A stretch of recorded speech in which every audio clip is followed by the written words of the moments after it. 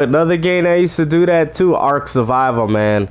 I used to love playing Ark, and I mean, it was cool that they kept adding new dinos and stuff, but they kept adding so much stuff to the game, it made the game practically unplayable.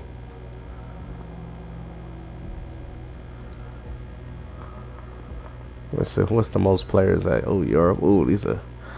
Alright, I'm about to play in these servers. I just need a server with a lot of players. But that's why I tell people, man, I just hate this whole Fortnite-ification of games, man. I just don't like it, bro. I just like games to stay. It's like me playing Third Strike and then them changing up the game. Like, oh, Ryu's his instead of +2 on his hit, it's -5. Like, bro, leave it alone. That's why the old games is better. They don't, well, some of them. They don't touch them. Leave them alone. Just leave it alone. That's why I'm afraid of this new Legend of Zelda Ocarina of Time remake that they got coming out. Just leave the goddamn game alone. That's the problem. They always touching up something. They always gotta mess with something. It's like, leave it alone. People fell in love with the game because it is. Why are you changing it? I understand that games need evolution, but they should not be doing this with games within the same title. If you want to do that, make a sequel, goddammit. You want to change something, make a damn sequel. Stop taking the same game and changing it. I hate that. I hate that. I wouldn't be so good at Third Strike if they just kept changing. Oh, well, you know, Ryu, his Dragon Punch has different invertibility. What are y'all doing? Imagine if they changed fighting games like that back then. I mean, they technically did with the updates, but hey, when it came down to the original game, it stayed the same. Yeah, like, I'm telling you, sorry. It just, like, I was playing Guilty Gear, right? And they literally changed, because I like the Black Samurai guy. They changed everything about him. Some combos don't even work no more. I'm like, yo, I used to hit this combo all the damn time. Now all of a sudden it don't work. I'm like, this is why I don't play these type of games, man. I can't stand games that just continue to change the characters, the gameplay. I come back in it thinking, oh, I'm going to be good. This is how I remember it. Then I'm like, oh, I got to relearn the game again. I got to relearn the new meta. That's only good for people that are playing the same game over and over again. I like to play different games. So if I go on Third Strike, I want it to be Third Strike. If I go play Street Fighter 2, I want it to play like Street Fighter 2. I don't want to go back and be like, oh, what the hell is this? Oh, this is Street Fighter 2, you know. Oh, why couldn't they just make a sequel? Why couldn't they just update it to some other game? I can't stand that. It sucks. Oh yeah, you know, we had hyper fighting, but we changed it back to Champion Edition, so you made it slower? Why can't y'all have two different versions? Why y'all gotta change it up? I hate it. Yeah, everything's a live service now. It's so annoying. Even when games are not, you know what the funny thing is, Sora? Even games that are not live service are live service. You know what I mean? Every game that's not a live service is still a live service in some ways, which is crazy. Exactly. It makes me not even want to play the game. I'm like, I'm done. I'm not playing this crap. Especially when the game has more issues than when they did before they updated it. Yeah, people are getting tired. I think the reason why Deadside is so good is because they haven't updated the game. But I'd say they would have to make some changes with the player counts and try to get... Well, there's obviously a lack of players playing. This game needs to come to Game Pass. I think if this game come to Game Pass, I think this would have a huge audience. Honestly, because this is not a bad game. For an indie title, you know, obviously it has a few issues. Of course it does. But for an indie title, it's pretty solid. It's pretty solid for a $24. I think it was on sale for $12. Back in the days of PS3, people would be eating up on these games, but nowadays people don't care. People don't care enough to play these type of games. You know, if this game came out on the 360, everybody would be playing this. They used to play DayZ. What was it? Yeah, I think was it not DayZ? What is it called? Some DayZ fake game they had at the time, and they were playing that like crazy. And that was like 80 Microsoft points.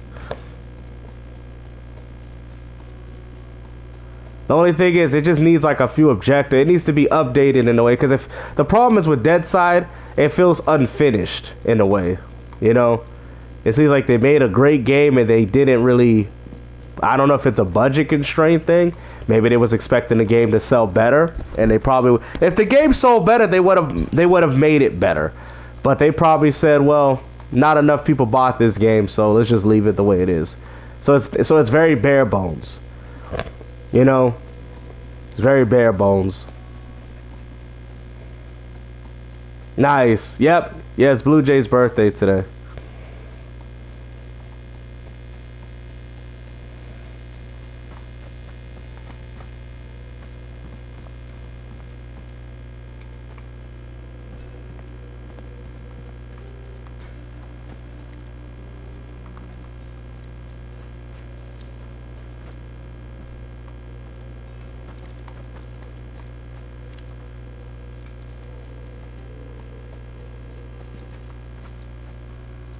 Yep, happy birthday, Blue.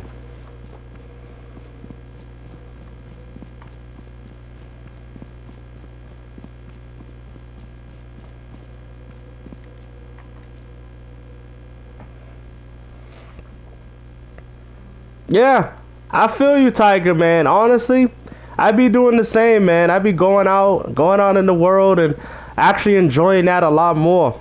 You know, back then, it would be hard to get me out, you know. But nowadays, it'd be hard to get me out the house. But now I rather go out. I don't know. I feel like I'm missing out on so much of my life by staying in, playing video games, and I guess some of these dudes being on Discord talking for 4 or 5 hours about it. I'm surprised they don't get bored of it. You got to think about it, guys.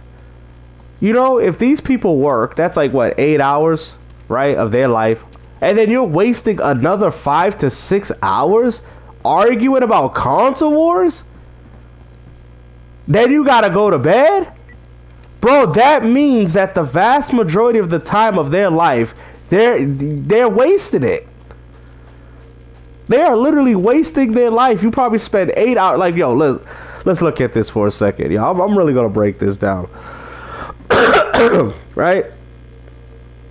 So we got 24. I'm gonna deduct it. 24 hours, right, in a day. Hold on, let me make sure I hide. So you got 24 hours in a day. These fanboys spend 6 hours console warring. That's 18. We're at 18 hours now. Then you go to bed for 8 hours.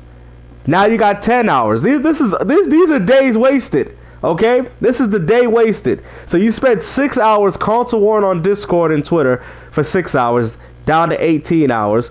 Then, well, hold on, let me do this again. So you're down to 18 hours of the day. You spend 8 of those hours sleeping, which means that you're barely even up. So you only got 10 hours out of the day. 1 hour maybe we'll put 2 hours to eat and enjoy yourself. We'll even throw that with bathroom. 8 hours. Bro, you only got 8 hours of free. You know what? Matter of fact, you don't. Because if you work, there goes the rest of your 8 hours. Oh, he said he worked 9 to 5. All right, so that's like most people do that. So let's do that. Let's do that. Let's do that. Yeah, let's get interesting.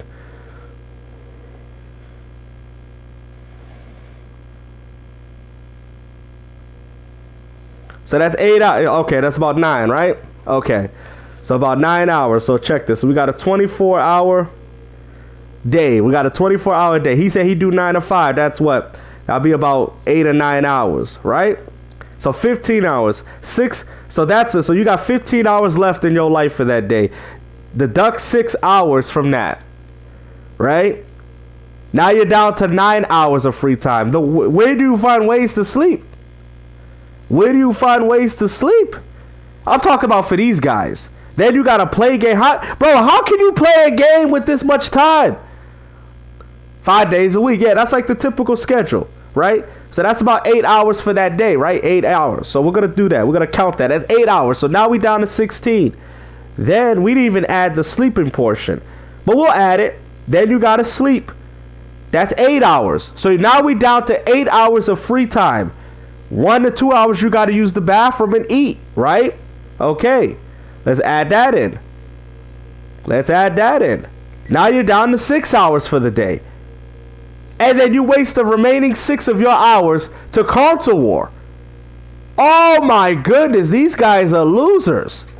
These guys are losers. They spend, look at this. Like, actually take a calculator and deduct how much time they're wasting throughout their day. Then you gotta shower. Yo, this is crazy. What about kids? This is, bro. No wonder they miserable. No wonder they look depressed. No wonder they losing their hair and all this. Because how are you able to do this? How? How are you able? I'm looking like, he said include if they have kids. All right. Yo, let's. Yo, this is actually more fun than playing the game. Hold on. 24 hours, right?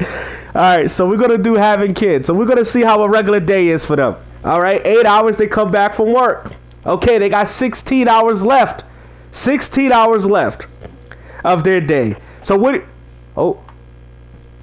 Which one y'all want to add? Which one will y'all want to add? Right?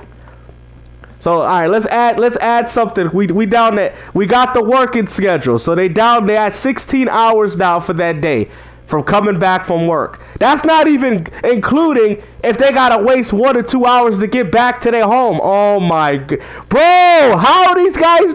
How are they doing this? Yo, what? How are they doing this? How are y'all doing this? Then you gotta take 1 hour. You know what? Oh my goodness. This is crazy. I don't know how they do this. I do not know how they do this. 8 hours. Actually, you know what? This is crazy, bro. Bro, I'm telling you. That's why when people say you don't have Discord, yes, they're lying. There's no way. They don't have time to play video games. They don't have time. That's why I tell people, man. I was like, bro, I don't have time for Twitter and Discord. I don't. That would be taking out a lot of valuable time of my life. I could not do that. I could only spend time, even if it's a weekend or a weekday, maybe an hour or two here, playing the game, live streaming for y'all. When I have free time, of course, do that and then spend the rest of the time either doing what's fun or getting things done, responsibilities, priorities, and that's it. I can't find a way to put 6 hour console war debate every day. I could not. How can y'all do this? No wonder their wives are mad at them. No wonder my wives. I mean, think about it. For those dudes, it's worse.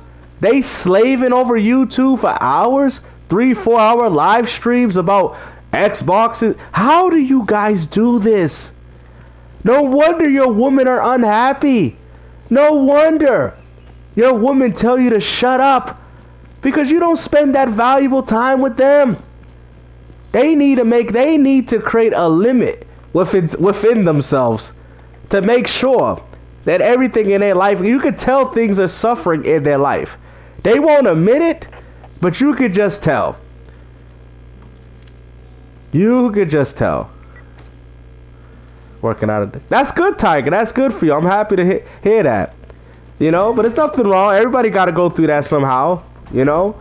But the question is not about, you know, what you're doing. It's about, well, it is, but like it's about what they're doing. You see, you're spending your valuable time to do something that's beneficial and helpful for your life. These people are not. They're spending their time console warring. Even if they were unemployed and they had nothing to do, they're still wasting their life. Even if Porter Hawk's like, well, I don't have to work. I get my military check, you know, and I get my military check and all this. I don't gotta work. You know, I just think they got too much time on their hands, man. And they just wasted it, bro. They all 50 years old and they out here wasting. He's wasting his retirement check on damn console war. I don't know how these dudes do it, man. I don't know. That man did all them years in the military just to waste it on some just to waste it on the PS5 Pro. That man almost lost it. I'm not a clown. I respect Border Rock and what he did for the country and all that. But I'm just saying, just to put things in perspective, this man risked his whole life to defend a game console. to defend a PS5 Pro?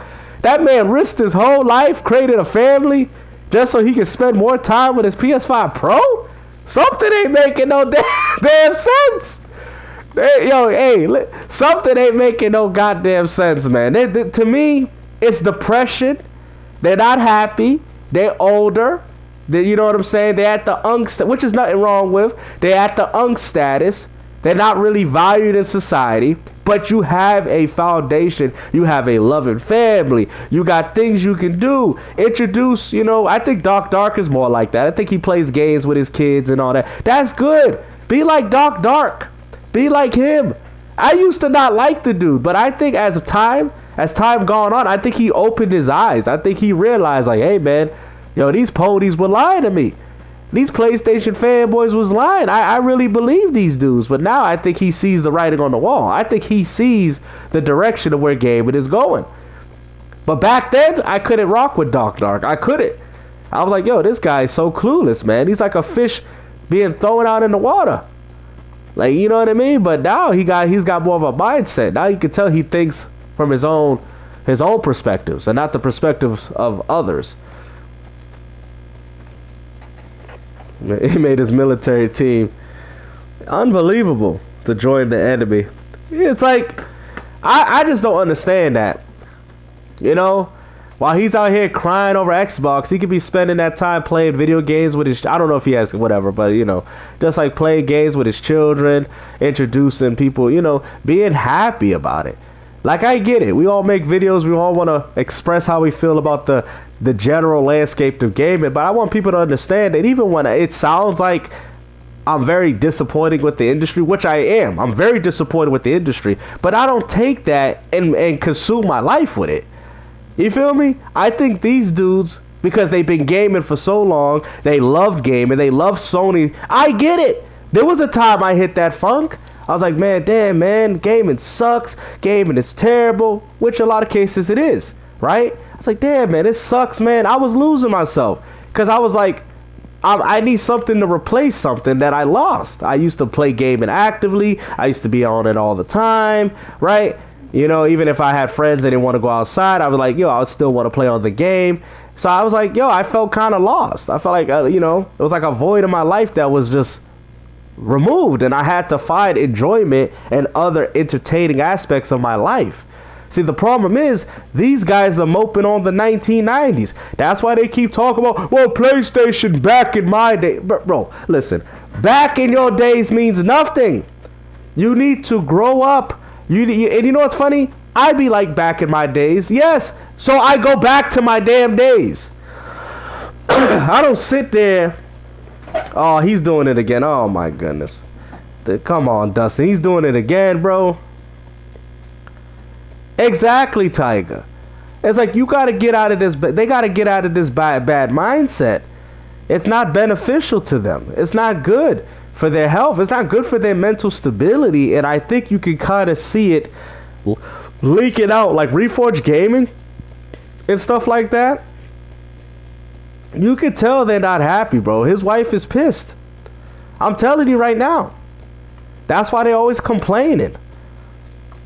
They call it a career, but in reality, he's single-handedly losing his family over some console war crap.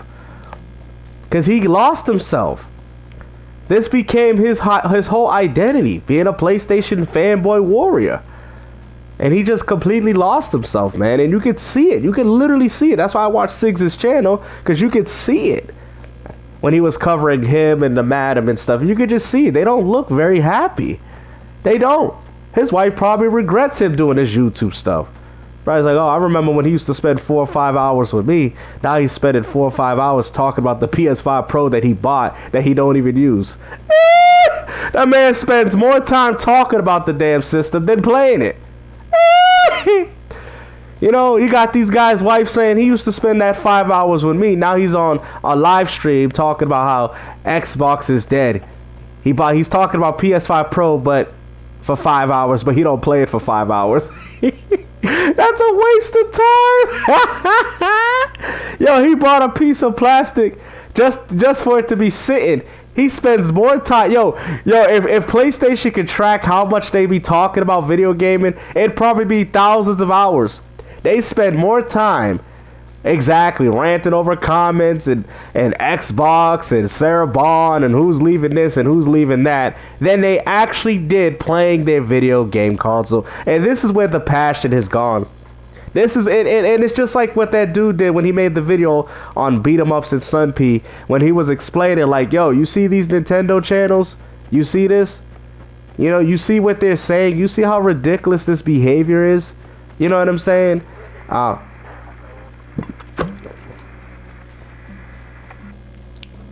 That's the whole thing. It's to show things in perspective. That's all it is. That's all it is. It's to put things in perspective. Yeah, because they want the exact... Yo, Blue Jay, you getting it. You getting it.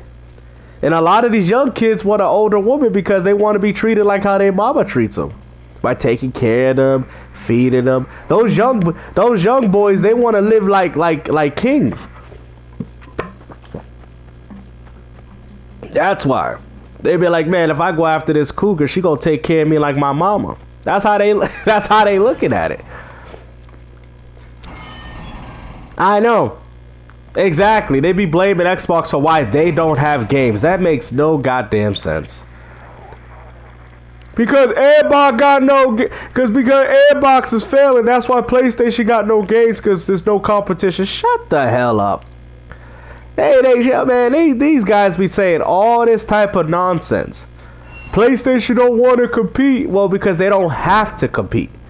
That's what they don't understand. PlayStation doesn't have to do anything besides collect 30% and microtransaction fees. That's it. And memberships. That's it. That's what they mad at. Eba!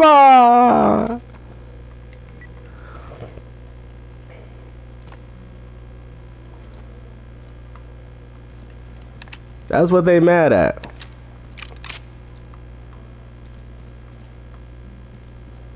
Why not even have Steam? Bro, that's what they're hoping. That's what they're hoping for. That's what they want. But if it's anything like a PC, like Xbox is saying, it's most definitely going to have... I mean, Sarah Bond already came out and said it. She said it's going to have other operating systems, man. These ponies, man, they in full damage control. They can't believe this is going to be probably one of the best Xboxes that we've seen in years. Right after this drought of lack of games from all companies. And this is probably going to be the best Xbox. It's going to bring back the Switch memories.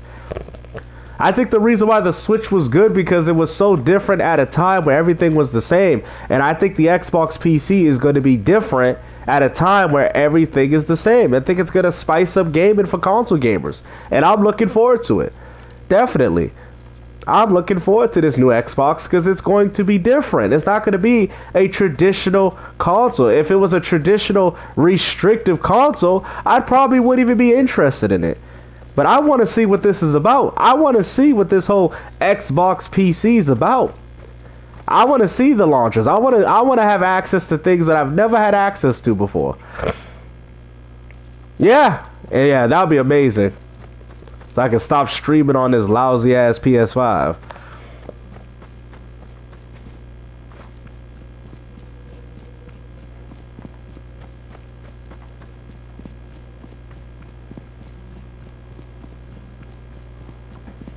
You know?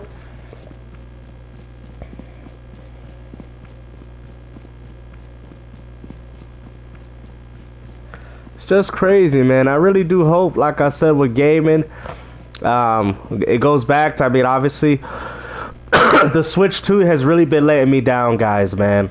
You know? It's really been letting me down, man. I think I see Yakuza Kiwami for like $20 now. I know it's a good game. I was gonna get it for my Switch 2 for $20. I was like, oh, that's not bad. I mean, game keys, they going cheap. I've never seen, I've seen new game keys going so cheap now, bro. Game keys, bro, they are so damn cheap. The value drops lower than some of the games I've ever seen. I'm like, damn, man. And I think companies are getting tired of it. Yeah, they're getting tired of it, bro. So who knows, man? I think Nintendo might have to get this together.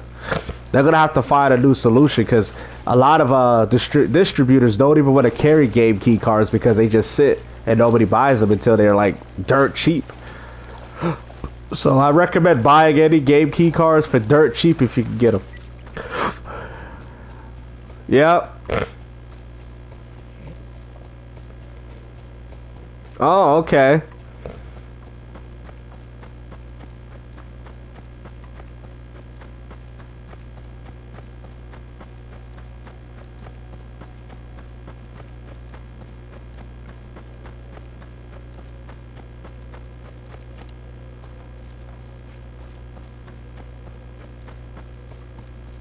Oh.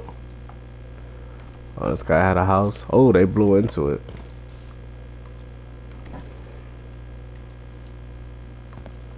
Wow. But yeah, that's just kind of where gaming is going, guys, unfortunately. I will say one thing. The only thing I like about playing this game is that it actually gives me time to actually conversate with the chat without having to worry about what's going on. So it's kind of the game I kind of come on so I can talk to you guys and actually have good conversations with y'all.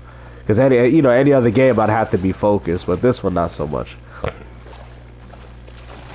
Yeah, me too, Retro. I want the Switch 2 to do very well as well, but unfortunately, I can't justify it.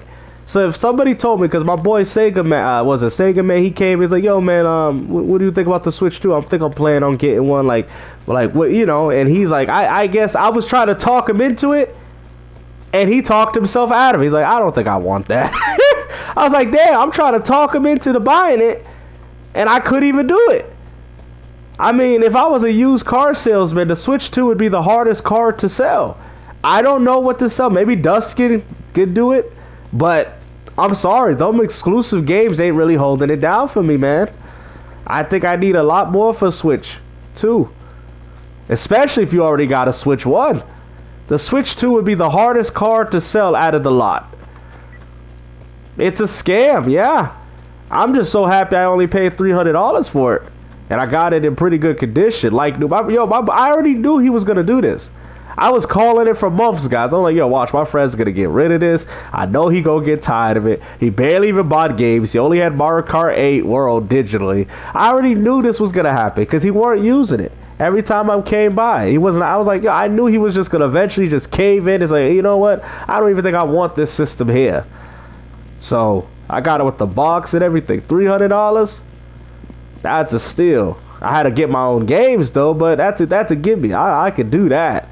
As long as I got the console, I can try it out myself, and I'm kind of happy I do have it because I can at least be genuine and be authentic to you guys about what's going on Nintendo's own device, because these Nintendo guys are lying to y'all. They're lying to y'all, man. They're absolutely lying to y'all, man. You know what I mean? They're lying to you. I gotta be upfront. But when I say Pokemon Champions runs at 30 FPS on Switch 2, it runs it. I'm disappointed. We should have a Switch 2 version running at 60. I don't care if it's free to play. I don't care if it even matters. You need to show me, Nintendo, why people bought this Switch 2. You advertise the Switch 2 as 4K and 120 frames, and yet Pokemon Champions looks like this. Okay, the graphics is not the best. Why is it not in 4K? Why is it not on 60 FPS on my Switch 2? I don't give a rat's behind if it's a Switch 1 game. It doesn't matter. I bought a Switch 2 for enhancements, and you ain't showing me. You ain't showing me. That to me is a problem with Nintendo.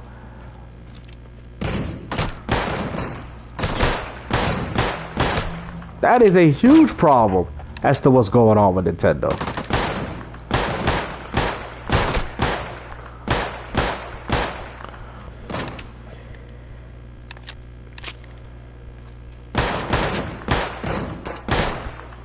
Yeah, even Dustin agrees. I appreciate that, Dustin.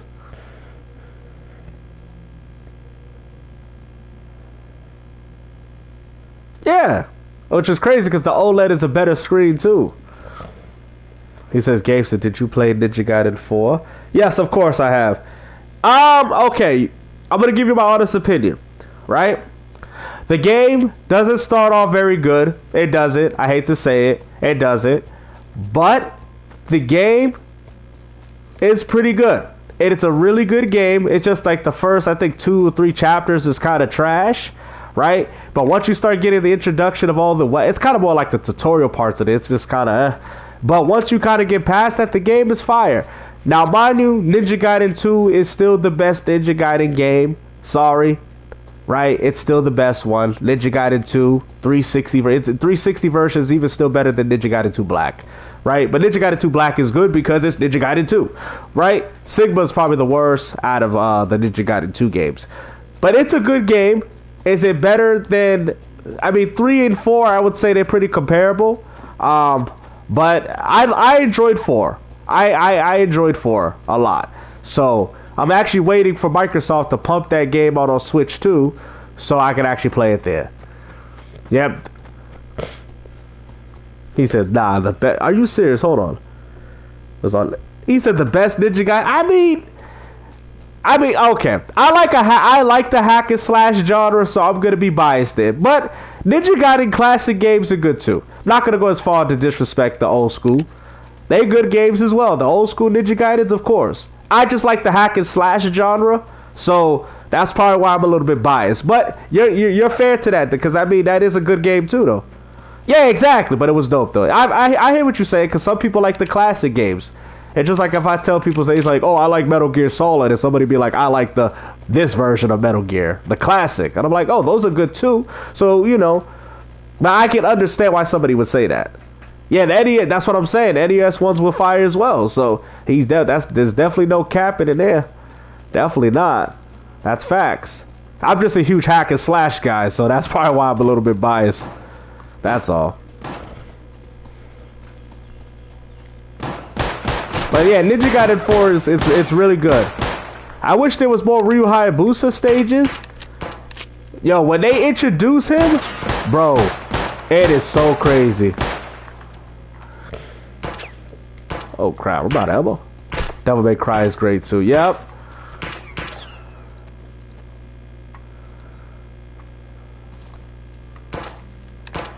Yeah, Devil May Cry is amazing. Oh crap. Damn, I'm out of ammo.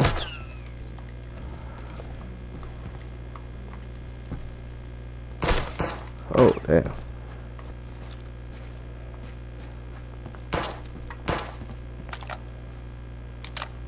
Yeah, Capcom couldn't. You know what's funny? Capcom games just don't sell on Nintendo devices. Have y'all noticed that? Capcom games do so bad on Nintendo devices. It's not even funny. I don't know what it is. I don't know why their games just don't do good on Nintendo. They just don't. Capcom games always sell bad on Nintendo devices. Yeah, Capcom prefers PC. That's where they get the most money from. Yeah. I mean, the market is shifted, guys. It's shifted.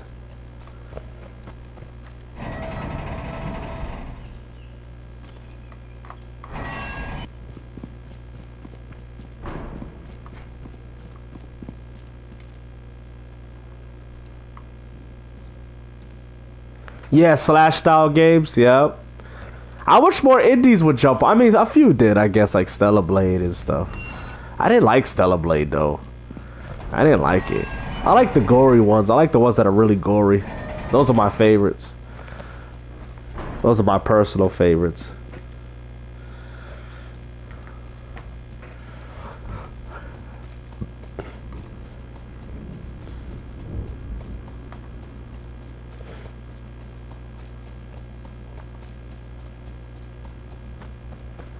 Damn, Mega Man or Castlevania? Yo, that's a good one, Phantom. Mega Man or Castlevania?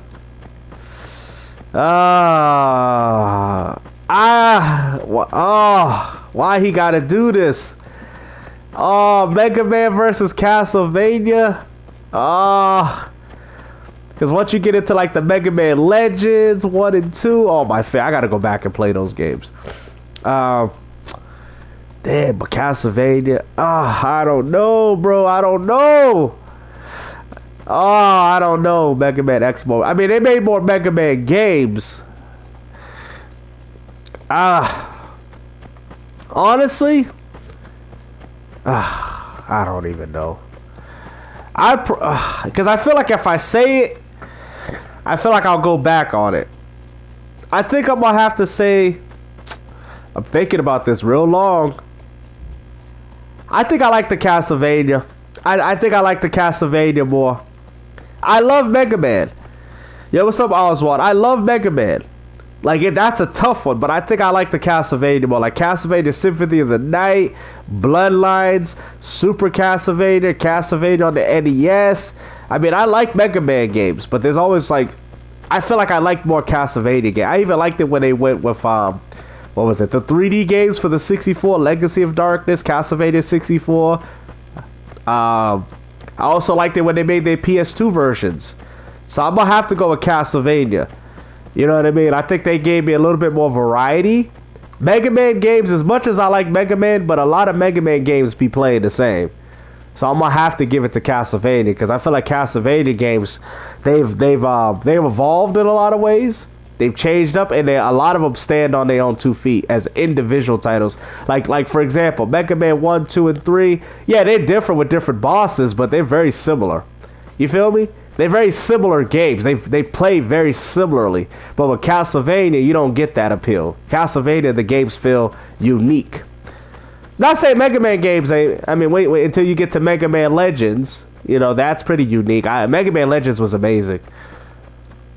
Mega Man Legends was incredible.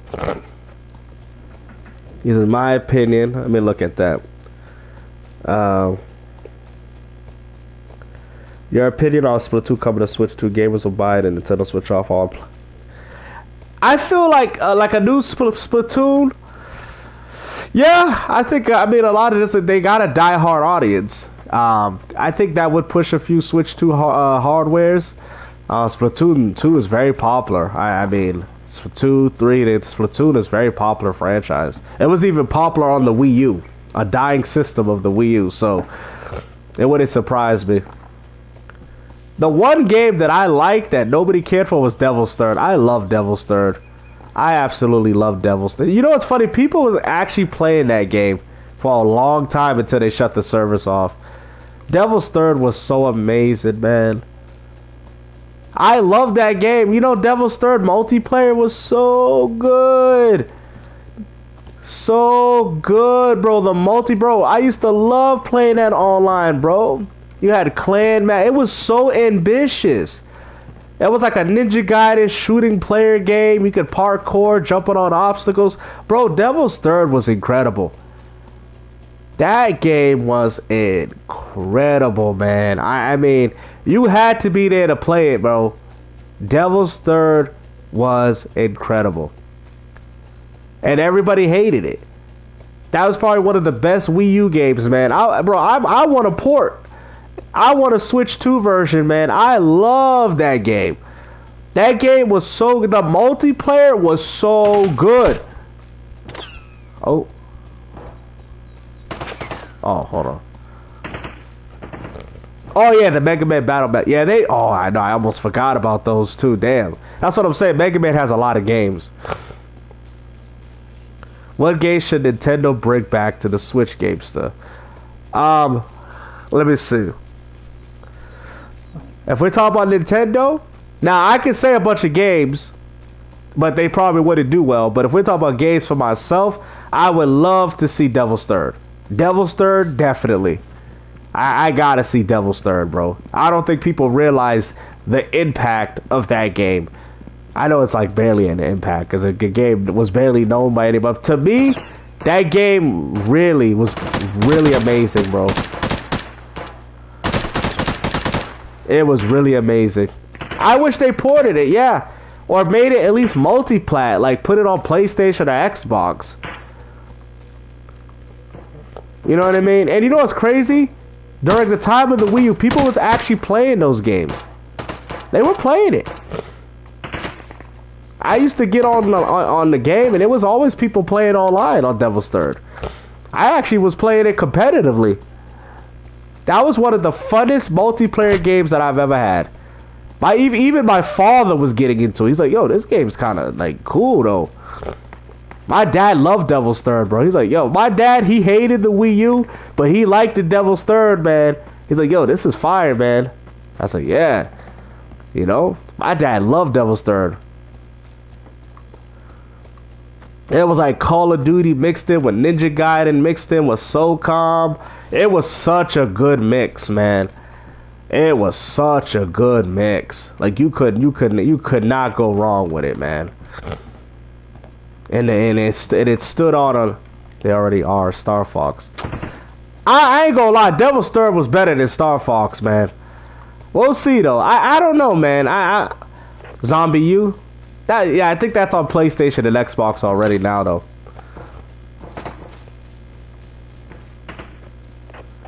You know, listen, I want to spawn in another area. We need more mature games on Nintendo. I'm tired of these little baby E-rated games. Yeah, I had Star Fox Zero.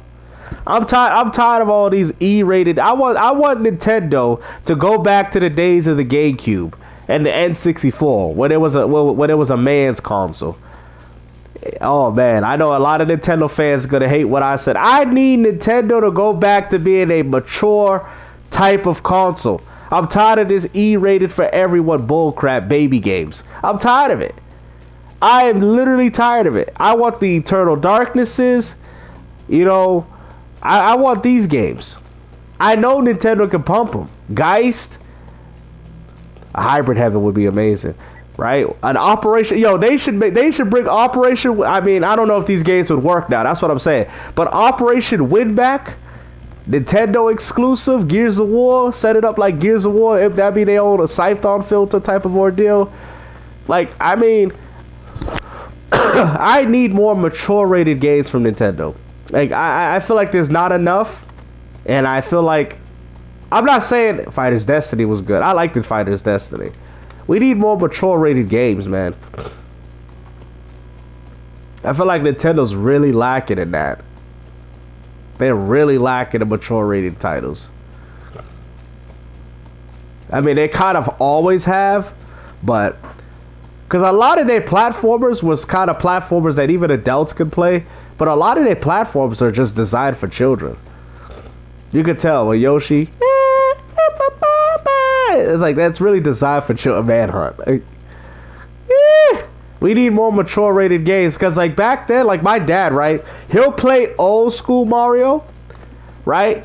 Like with the music. Like, you know. Right? My dad will play those games. He'll play the old school Mario. But if I tell my dad to play like a platformer, like Yoshi, he's like, I'm not playing this. I was like, why? And my dad's like, I'm not playing this. And I feel like back then, Nintendo's platformers were more mature. Nintendo don't have mature platformer. I know people's like for example, what is it? Donkey Kong Country 2? Yes, the game is a kid's game, but the theme of it is very mature. You know what I'm saying? Like when you choose a stage, it's a do do do do do do do do do do do do do do do, and then you hear that trumpet. You know, it was very like Nintendo games. Even though they were kids games, they were very mature. They felt very mature rated. I know it sounds stupid that I'm saying this, but they just felt very mature. Like the music, the upbeat tunes. You know, nowadays it's all about this playful ass music. I don't I don't like it. You know, Nintendo games back then were mature rated. Like for example, in Mario 64, yeah, it had some childish tones to it, but they had some creepy ass tones with the freaking. Y'all remember that crazy piano? Remember the haunted castle? Remember that? Nintendo, man, them games was scary, bro. Or how about when he went in that sand? Remember that sand area? And you hear that music? Man, those games, man, that's what I'm talking about, man. Remember when Super Mario 64 when he's under the water? Sony Dead song. Like I'm just saying, man, the soundtracks are just not hitting the same, man. I miss the old days, man. You know, I remember that one part in Mario. I can't even do the voice. I can't even do it. I have to play it. Mario 64 has some... Yo, I'm telling you, these are kids' games, but their music was so damn mature. That's another thing, too, man. The music nowadays sucks. It's all childish.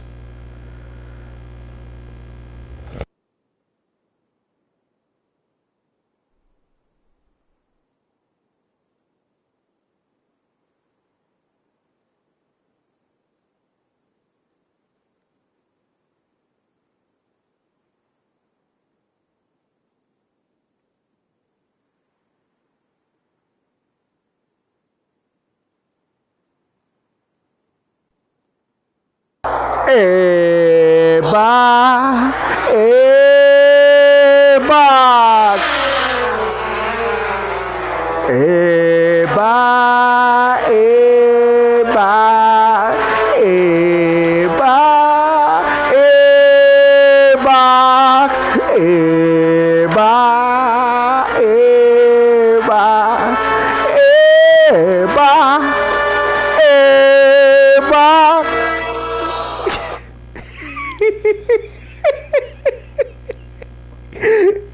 Yo. Look at that. Oh, let's go. Oh, come on. The Dreamcast got records. Let's get it. Oh, yeah. Let's go. PlayStation production, baby. Yeah. Sony, they're doing really bad, and the feelings that I have are so sad. Why won't they bring gaming back when instead it sucks ass? Xbox, you know I'm sitting here, and you know we put our games everywhere. And Nintendo Switch 2's not doing enough, cause Nintendo don't give a fluff. Games will get better, you have to wait longer. 7 years for a remake, and one remastered game, and one exclusive a year. What? Oh, I'm just trolling right now. Yo, Star Fox, remember when freaking Star Wolf came in? Remember? Oh man, y'all don't even know, boy. Man, I used to get hyped, bro. I used to get so hyped. Yo, y'all remember when remember when Star Wolf came onto the scene? Oh man. Oh yeah. Box is dead and they ain't coming back. Microsoft really don't know what they do with Game Pass. Nobody want them games. I just want to play them on my PS5 because we have no games. We don't have no games. PS5 is so damn trash. I love them Xbox games on my platform. Yo, I used to get hyped, bro. I used to see that little wolf coming in. I'm like, oh! Bro, I still get hyped. Man, I'll put that with the surround sound speakers, bro. Oh, but with the lasers going off. Bruh. I hate to say it, man. Ugg slop or not, those games had impact. Those games had meaning. Those games made you feel something. These games don't make me feel nothing. I see a character in the game, I'm like, oh, okay. I don't get hyped no more, bro. Bro, I was hyped, bro, when I see Star Wolf and he talking all this crap. I'm like, oh, I used to get into this, boy. I used to get goosebumps. I'm like, yo, let's go. Let's go. Man, gaming, that's what gaming used to feel to us. Now it don't feel like that, man. I don't feel it. Yo, what's up, Cyber? I don't be feeling it like that. I used to get I know it sounds crazy. I used to get the tingles in the back, bro. I used to get goosebumps. I used to get the tingles in my back, like, yo, let's go. Like, I used to do this. Nowadays, it's like, oh, okay. I thought I would actually find players in this game. Let me go find a private server. I used to get the tingles in the back, man. Nah, I don't get nothing. I don't get nothing. It's just sad, bro. I'm just saying, like, that's why, like, I'll put my surround sound speakers and play it, man, and that's it, bro. Like, I'll be like, yo, I'll be blasting with my speakers, bro. Oh, yeah. Look at the cap gods! The cap! Yeah, I know, Star Wolf was amazing. And you know, I used to love, you know what I used to love? Even though it was cheesy voice acting, remember every time when you finished the mission and like Falco would be like, or Peppy, they would be talking to you? Yo, y'all don't remember that? The little intermissions they used to have when they were going into the field, the field, and they'd be talking to you, and they'd be like, yeah, we made it out this one. Yeah, like, you know, and they would be talking, they would be hyping you up too, man. I felt like I was playing with people online. I'm like, yo, these my friends. I'm playing online. That's how it felt. I'm like, yo, they talking you through the game, and then you see their little health meter go up because they survived. Like, I barely got out of that one, Star Fox. We showed them that time. But the cheesy voice acting, I was like, yo, that was fire, bro. That was fire, bro. I just felt so engaged with the games. I still would. If I play it today, I still feel the same way. Capcom, Fanta, come on. Capcom ain't been cooking nothing but gumbo and a bunch of slop. What Capcom is cooking? What Capcom is cooking? Yo, what they cooking? Tell me what they cooking. What fine ingredients do they got right now? What's the ingredients that we got? What's the games? Capcom's cooking? I don't think Capcom cooking. Oh, you played? He said that was the last time. Yo, I put the speakers up, bro. I'll be like, yo, I be doing that with Time Crisis, right? Because I got a nice surround system. So when I play Time Crisis, right, I got my PS1, PS2, whatever it is. I'll play it, right, with the light gun. I got the Uzi, right? And it'd be like, it literally, like, vibrates off my shoulder like it's actually shooting, right? It's amazing, right? I'm going to have to show you guys one day. I'll be playing my light gun games like that with the shoulder brace, shooting them. I'm like, yo, and you say the ba ba ba ba ba ba ba, and you can hear the clicking of the light gun. Oh my god, it's so sad. And then you hear that music of Time Crisis. Oh my, bro, I'm telling you, I don't want to go back to this crap. This game, it sucks, bro.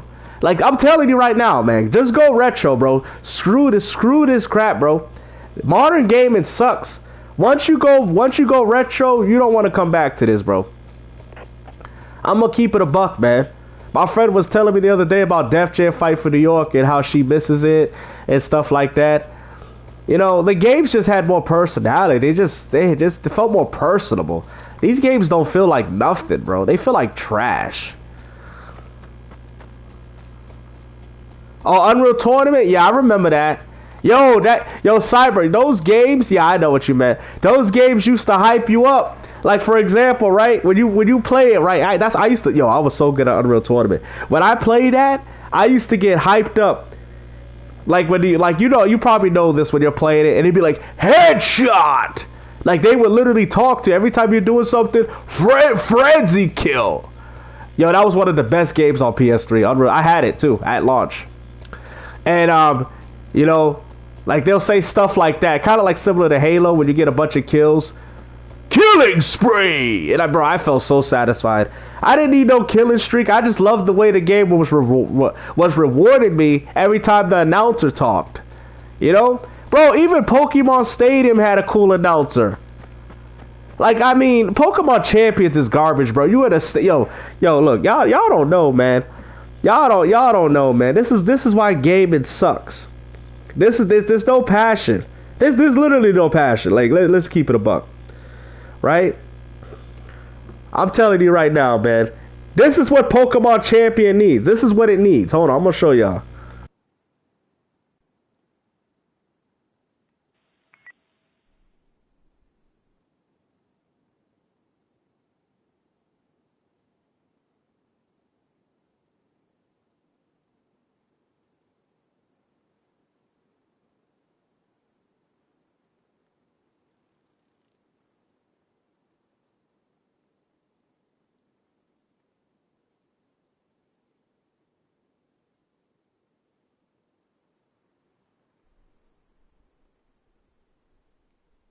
Yeah.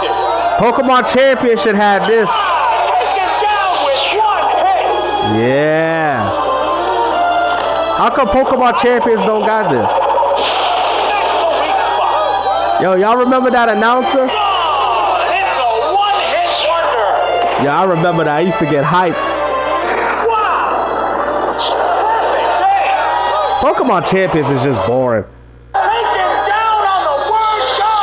Yeah, that was bad. That was badass when he's like, taking down on the word go. That's badass, bro. That's badass, man. You can't tell me you see that as a kid and you're like, yeah, I gotta get this. I'm just saying, gaming is trash, bro. You compare that to Pokemon Champions. Pokemon Champions sucks. The animations is trash. The game should look far better. Pokemon Stadium on the N64 got more animations. Bro, Pokemon Champions is a huge downgrade. No announcer, like, it sucks. It literally sucks. Like, once you play them old games, bro, it's like, you don't even want to go back and play this new crap, bro. I'm telling you. It makes no sense how they put more enthusiasm in the It's so boring. It is so boring, man. I see that. I get hyped up. I'm like, yo, what you play? I'm playing Pokemon Stadium. Take it down in one shot. Yo, that's why the kids used to get mad. You playing that with your friend? And I mean, imagine hearing that when you're playing as a little kid and you hear your friend, he hits you with a super effective move and you got the announcer talking crap. Take it down with one shot! Bro, you know that's going to piss you off. Yo, even the Pokemon games was for the hardcore, man. That's hardcore stuff, man. The little kid be pissed. He'd be like, take it down on the word go! Oh, yes. Yes. Who's full of poop? Warren? Capcom knows what if Leon wasn't playing my facts. They had to throw Leon in there. Yo, the Switch 2 is garbage. Straight doo-doo. Trash. Pokemon Champions worse than Pokemon Stadium. That's crazy, bro. How y'all got less animations than an N64 title? Y'all can't make this up. They can't make it up. They don't want to, they don't want to admit it. They don't want to admit. That's why the industry's failing. That's why nobody cares about buying games. He says, how they haven't even had their main line. Oh, here we go. They should already have it. What are you talking about? They should already have the main games. Why are you waiting? Why are you waiting for the mainline games? You should already be playing them. What are you talking about? See, that's the problem with you Nintendo fanboys. Go ahead. Oh, we sold 17 mil. We sold 17. It means nothing. It means absolutely nothing. Now, Xenoverse 3 is crazy. Yeah, I was actually, wow. Xenoverse 3, I'm hyped for. Yeah, I can't wait for Xenoverse 3, which apparently doesn't have a Switch 2 version. Wow. Unbelievable. Yeah, I heard about that. You know the pony's gonna defend that. Switch 2 is garbage. Low budget Kirby Air Riders, Metroid Prime 4 flopped. Mario Tennis flopped. You Nintendo gamers need to do better. Buy your exclusives. You looking like these ponies right now. Oh, we got 17 mil though. Oh, here we go. I told y'all they the new PlayStation fanboys. They don't care. They don't care about the games failing. They just care about the hardware, and that's the problem with you fanboys. Worry about the video games. Worry about the games that you're getting. Stop. Nintendo having 200 hardware million sales means nothing. It does nothing to me. Half you people only have one Switch 2 in your house. Why do I care that 17 other million people have one? That don't mean they playing it. Y'all don't want to get down to the meat and potatoes. Let's get it. They want to keep defending this Switch 2 crap while they got no games. No games. When they should be asking Nintendo, why is Pokemon Champions running at 30 FPS on Switch 2? Why are we paying $20 for upgrade packs? Why are you pushing all these games that were on Switch 1 that are backwards compatible on Switch 2 and charging me? Why are you charging me for voice chat? They're not asking these questions. Why did you charge me for Nintendo World Showcase? They're not asking these questions. That's the difference between a fan and a fanboy. I'm going to ask these questions. I have the Switch 2, so therefore I could critique it. What's up with all these game key cards? You guys have more license keys than any other PS5 or even Xbox. Y'all got more license keys than Xbox and PS5. The Switch 2 is embarrassing.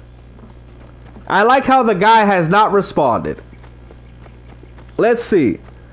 We ain't seen the main line, though. The main line. We ain't seen the main line. They charge for voice chat. Yes. He said, Gumsack's like, what? They charge for it. Yo, listen, man. Yo, listen. These Nintendo boys. I'm telling y'all, I have it. I don't know if these Nintendo dudes didn't tell you, but they charge you for voice chat, which is stupid. You can go on the Xbox party for free. PlayStation party for free. Unbelievable, bro. And you gotta still synchronize your phone to use it. Crazy. Nintendo fans don't want to admit this, man. They don't want to be. That's why I'm happy that I got it, so I can tell y'all the real truth. So I can tell you guys the truth, because these Nintendo boys, they lying to you, man. They lying. And people say, oh, you ain't got no Switch 2. I showed it. I had it. Nobody, in fact, nobody even be using it. I have a bunch of friends. Nobody even uses it. Nobody's even using game chat. I had to literally invite random people just to see if they would talk. And they did. They did talk. Yeah, you got to synchronize it with your phone. At that point, you might as well just use Discord. At that point, you might as well use Discord. Yo, you might as well just use Discord at that point. But now you can talk through it directly through the system, but it's just like you have to synchronize your phone. So it's so stupid. It is so dumb. Makes no damn sense how it can't just be a part of the system's OS. And even when it is, they still expect you to have a phone. Like, it's so ridiculous, bro. These Nintendo fanboys, they don't want to admit the truth, man. They don't want to admit it. That's the problem. They want to tell you that the Switch 2 is so good, but they can't tell you why the Switch 2 is good.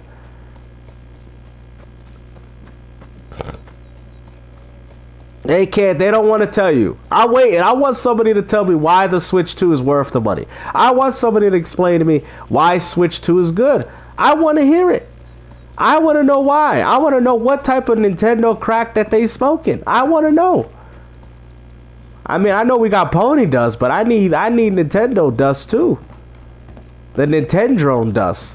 What are they smoking to be this delusional? Yeah, and nobody's playing third party. They were playing more third party on the Wii U, for crying out loud, than they're playing on the Switch 2. Third party on Switch 2 is dead. It is literally dead.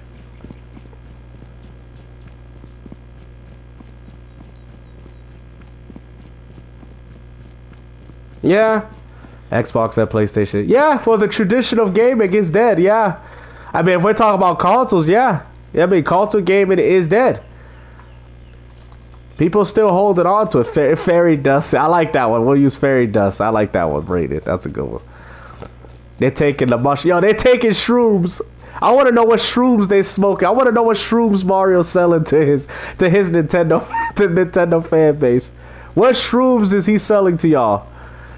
For y'all to be this out of it when it comes down to Nintendo. That's a good one. The shrooms. What shrooms is Mario giving you? Purple shroom. Yo, these dudes, I don't know what it is, bro. Yo, that's what I'm gonna say. You got Pony. You're on that Xbox crack. Hey, there we go. You know, Rohan, you know I'm playing on a PS5 right now, but okay. Rohan, let's have a discussion. What you defend? What's your defense on this? What do you like? PS5, Xbox, Nintendo? What's your defense in this? I want to hear your defense. I don't mind being argumental right now. Ain't nobody really playing this game I'm on, so they're taking the mega mushroom. Getting hit with that friendly neighborhood blue shell. Let's go, shrooms. Yo, he got destroyed by Jason Voorhees. Yo. Nib got put in a bin. So tell us, Mr. Dragon Ball. What side you on?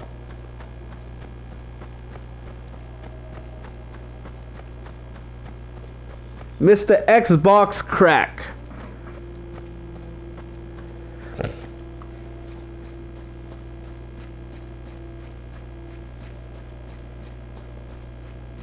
Nah.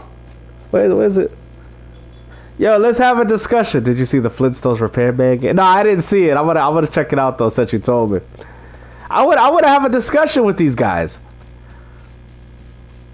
Ah! Yo, you know what's funny? Yo, I'm gonna body you right now. Hold on, Rohan, hold on. Here we go. Nintendo, hold on. I'm just doing this with all love, brother. I don't hate your stance or whatever. This is what Rohan says. Nintendo Switch 2 is not a year old yet. Give it a chance. That's what Rohan says. Listen, I see. Yo, I'm about to roast him right now. I'm about to destroy his whole argument. You got a Dragon Ball picture, right? Right? Oh, he deleted it. Yo, all right. But anyways, we know what you just said, right? We know what you just said, Rohan. Guess what? Say, I know you got a Dragon Ball picture right there. Switch 2 is not getting in Xenoverse 3. Ah! Bodied! Yo, you ain't getting in Xenoverse 3. Oh! How you gonna play in Xenoverse 3, buddy? How you gonna play in Xenoverse 3? How you gonna play it? How you gonna play in Xenoverse 3? There's no Switch 2 release. Oh, it's official. Switch 2 sucks. Who cares? Bro, you literally got a Goku picture, bro. Talk about he don't want to play in Xenoverse 3. Bruh. You got a Dragon Ball, bro. He got a Dragon Ball Z photo, bro. Talk about he don't care, bro. Listen, I'm looking forward to Xenoverse 3, bro. I'm looking forward to it. Xenoverse 2 is 30 FPS on Switch. Still, unbelievable. They ain't even got it. I hope it comes to the Switch too, though. I hope it does. But if it was, they would have already showed it, though. So I don't think it's coming.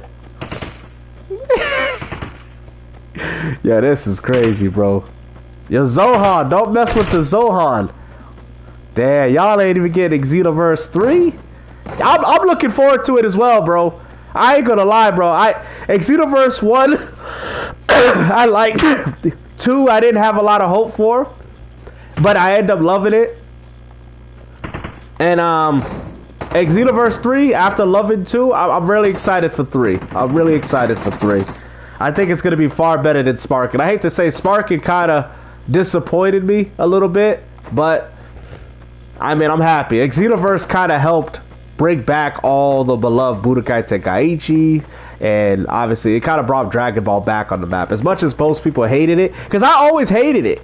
But then I realized, I'm like, yo, this game's kind of fire, though. Yeah, day one. I'm getting that day one. Yeah, I didn't really care for Sparking, but I think this is what I definitely want Xenoverse 3 for sure. I definitely want that game. That game's gonna be crazy. 2027, no Switch 2 release. Zohan, what are you gonna do? What you gonna do, Zohan? Yeah, what you gonna do, Zohan? You don't got it. You don't got it. What you gonna do? Switch 2 can't even get games, bro. Switch 2 can't even get the latest third party. That's what I'm telling you, man. It's gonna be obsolete, bro. When GTA 6 comes out, Switch 2's dead. I think I seen it with the DLC. But yeah, I'm not a huge fan of Sparkus, so I don't really follow it that much. You know. Oh damn, there's so much ammo in here. What the hell? Oh, you got a PS5. So PS5 is better than Switch 2? So you're saying PS5, so right now, PS5 better than Switch 2. What would you do, Zohan? Keep a PS5 or keep a Switch 2? You can only choose one. Which one you choosing? PS5 or Switch 2? Which one you going for, buddy? You going for that P5 or you going for that Switch 2? I know he gotta go for PS5 by default. Go and Switch 2, you missing on a bunch of games. Yo, you capping, bruh. You is capping. So you willing to you're a Nintendo fanboy. Switch 2. You would choose a Switch 2 over a PS5? Bro, no games. None. You ain't gonna get GTA 6. Bro, these Nintendo fanboys are stupid, bro. Literally playing inferior versions of games. You gonna miss out on the biggest games, bro. 30 FPS on Spark and Zero still looks worse than the Series S and capped. I'm an Xbox fanboy? Bro, we ain't even talking about Xbox. You're a Nintendo fanboy. What are you talking about? You're a Nintendo fanboy. I would even miss... Bro, you know what? I'm going to show you how much of an Xbox fanboy that I am. I would choose a PS5 over a Switch 2. That's how much of an Xbox fanboy I am. I'll choose a PS5 over your lousy-ass Nintendo Switch 2. Switch 2 sucks. Y'all ain't got no games. Y'all ain't even getting most modern games now. What are y'all talking about? If I'm a freaking Xbox fanboy, you're a Nintendo fanboy. Switch 2 ain't got nothing. Y'all ain't even getting the latest games. Are y'all getting Xenoverse 3? Are y'all getting GTA 6? Y'all worse than Xbox when it comes to third party. Y'all ain't getting nothing. Y'all ain't even getting the latest third party games. You Nintendo fanboys are delusional, bro. I told you, troll. They are absolutely delusional. Lay off the Mario shrooms. That is crazy, bro. Not me. Go play your fifth platformer game that plays like identical to the other platformer game that you've already bought. You guys are ridiculous. The Nintendo fanboy community is a joke. I think they worse. I think they might be worse. Nintendo utilize. Oh, here we go. Hold on. I love it. I think you Nintendo fanboys are worse than PlayStation ponies. All right, here we go. Hold on. Nintendo utilizes a game changer. Any fool with it. Nintendo utilizing DLSS is a game changer. Any fool wouldn't recognize it. Yeah, we don't, because we don't even recognize it in Nintendo's own games. Yeah, is DLS on Pokemon Champions? Is DLSS on Poketopia? Is DLSS on all those upgraded pack expansion games? Is the DLS on that? Because they look like the same crap. What are you talking about? Did DLSS work for those games? I don't think it did. Because they all look the same and they look worse. Y'all ain't even got Cyberpunk at 60 FPS and y'all talking this garbage. Capped at 30. Capped. Well, what happened to all those promises of 4K and 120 frames? What happened to all those promises? Why is Mario Kart not at 4K and 120? False advertisement. No games. No third party. Crazy, bruh. Poketopia looks like something that came out of the Switch 1's toilet bowl. These dudes, man. I told you, man, these Nintendo fanboys, they delusional. They're so damn delusional, they don't even know. Oh, yeah. I love it. I love it. I love their blue tears. Always capping. Ain't nobody even playing their third-party games online, bro. Dustin, did you recruit these people?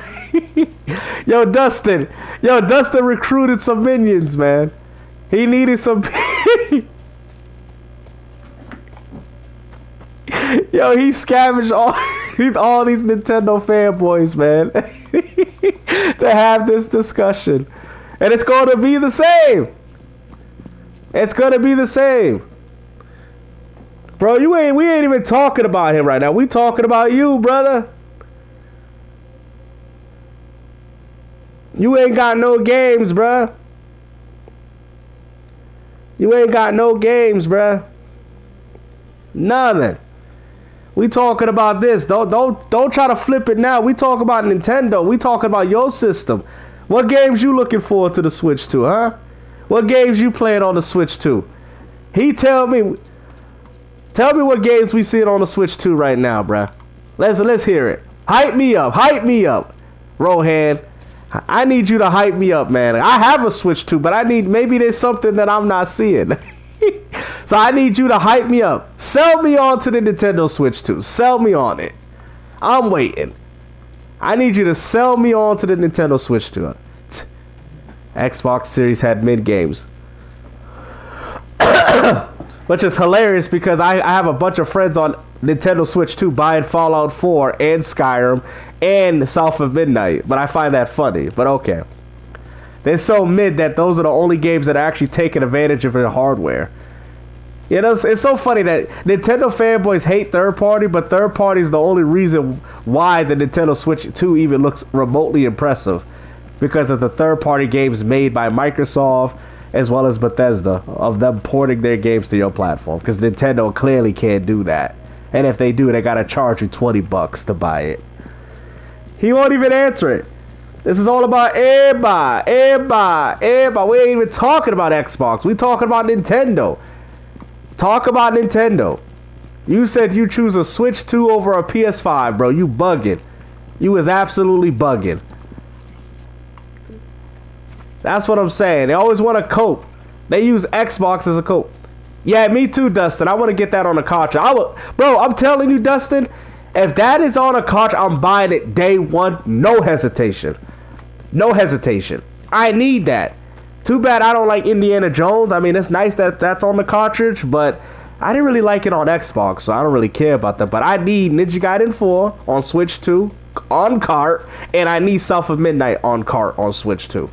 By far. Those, bro, I would buy them. I would literally just buy them. Instant purchase. Straight up. So if Microsoft, you want some money, all you got to do is put it on the cartridge. Because I'm willing to, see, me and Dustin, we willing to just throw that money down, man. You want to charge $10 extra? By all means, I'll still do it. I need them boys on the cartridge. Definitely going to be on a game key card. Game key, no game keys, game keys. Yo, hey, what about them game keys, man? So you must not like owning your games, huh? You must not like owning your games. Baby steps. They might give babies. That's how Mario be getting all those coins, by selling to the. Yo, they're so delusional, man. They worse than ponies. They're worse than ponies. They got no games, man. I don't even want to be hateful towards the Switch 2, but Nintendo hasn't shown me. This whole, you gotta wait. You gotta wait for the game. You gotta wait. You gotta wait, man. Bro, Nintendo don't have time to wait. Because once those games drop out, GTA 6 and all that, Nintendo is over. Nintendo is over, man. You know, once GTA 6 comes out, it's going to grab Bowser by his tail and he's going to be thrown out. That's what's going to happen in Nintendo. They're going to be thrown out right into the fire. You got to wait, man. He said, nah. You guys really putting that much... Yo, listen. You guys are putting that much faith in Nintendo's hardware is crazy. Especially considering that Nintendo has never really been known for selling a lot of hardware. Not necessarily. Without a gimmick, that is. The Switch 2 is doing good right now. Hopefully Nintendo can capitalize on the hardware sales, but the engagement of the system is very, very low. Very, extremely low. So low that third party said it's the lowest of their lowest expectations. That's how low Nintendo is going. Nintendo has their own niche. All right, you know what? I got a good argument for you, Dustin. Nintendo has their own niche. Did Nintendo have their own niche with the Wii U? Oh! Did Nintendo have their own niche with the GameCube? Oh! Oh! Did Nintendo have their own niche with the N64? Oh! I think the only thing is Nintendo is only good in portables. If they stay portable, yes. If they go mobile, which is very likely, they'll be successful. Yes, Nintendo does have their market. People do value their games and people do like it, which is lucky of them. Sony don't have that. Sony don't have that. But what I'm saying is that in regards to the hardware, people don't really care about Nintendo like that. The only reason why the Switch 2 is doing well because it's portable. But if this was a home console, it would have flopped. If the Switch 2 was a home console, this whole device would have flopped. So, yes, in regards to the portable market, yes, that's why Nintendo has abandoned home consoles in favor of the portable that can be played at home. So, yes, I understand. That's why they made the hybrid. Yes. He said, every time I met a GameCube player, they seem to have a disability or problem. Damn. I mean, I don't know, man. Nintendo gamers, man, y'all. I mean, I don't know. I mean, Sun P said it saved her life, so I don't know. I mean, I don't know what Nintendo. I don't know what they put in them cartridges to make y'all. You know, I don't know if you guys been blowing in the cartridges too much or something like that. But I noticed that they always say stuff like, "It saved my life." Nintendo, no, it saved my life. You know. If it wasn't for Nintendo, if I'd have spent my last $50 on this Mario game, I would have, you know. Nintendo saved my life, man. When I didn't have food in my fridge, I spent the last $50 on this 3DS game, and it was so good. I felt like I didn't have to eat for weeks, and I got skinny. And I got so skinny. And actually, I love Nintendo because I bought the game. I got skinny and I lost all this weight. I was 400 pounds, but I didn't have no money. I had no money to eat. So what I did is I bought this game and I was playing that instead of eating for the whole weekend. I lost a lot of weight. So I love you, Nintendo, because now, if it wasn't for you, I wouldn't have gotten in shape. And you know, if it wasn't for Nintendo, I would be in shape. I wouldn't be in shape. I'd still be 300 pounds and counting. That's why I dedicate my life to Nintendo. I could never go back for this. You got some old fat slob, I mean, saying this, man. You know, Harmon Smith, he's sniffing them cartridges too much, man. I don't know what's going on, man. I don't know what they putting on it. The Game Key, Slim Jim, Nintendo. I don't know what they doing, man.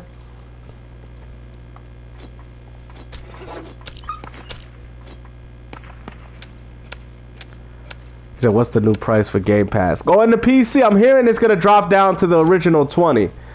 At least that's from what I'm hearing, but we'll see how that turns out.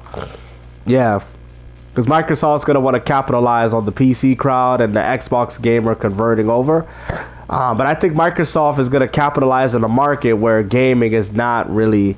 there's nothing really innovative going on. So Microsoft's trying to come in, innovate the platform, make their console not as restrictive as the competition. Because these PC handhelds, man, they are on the horizon.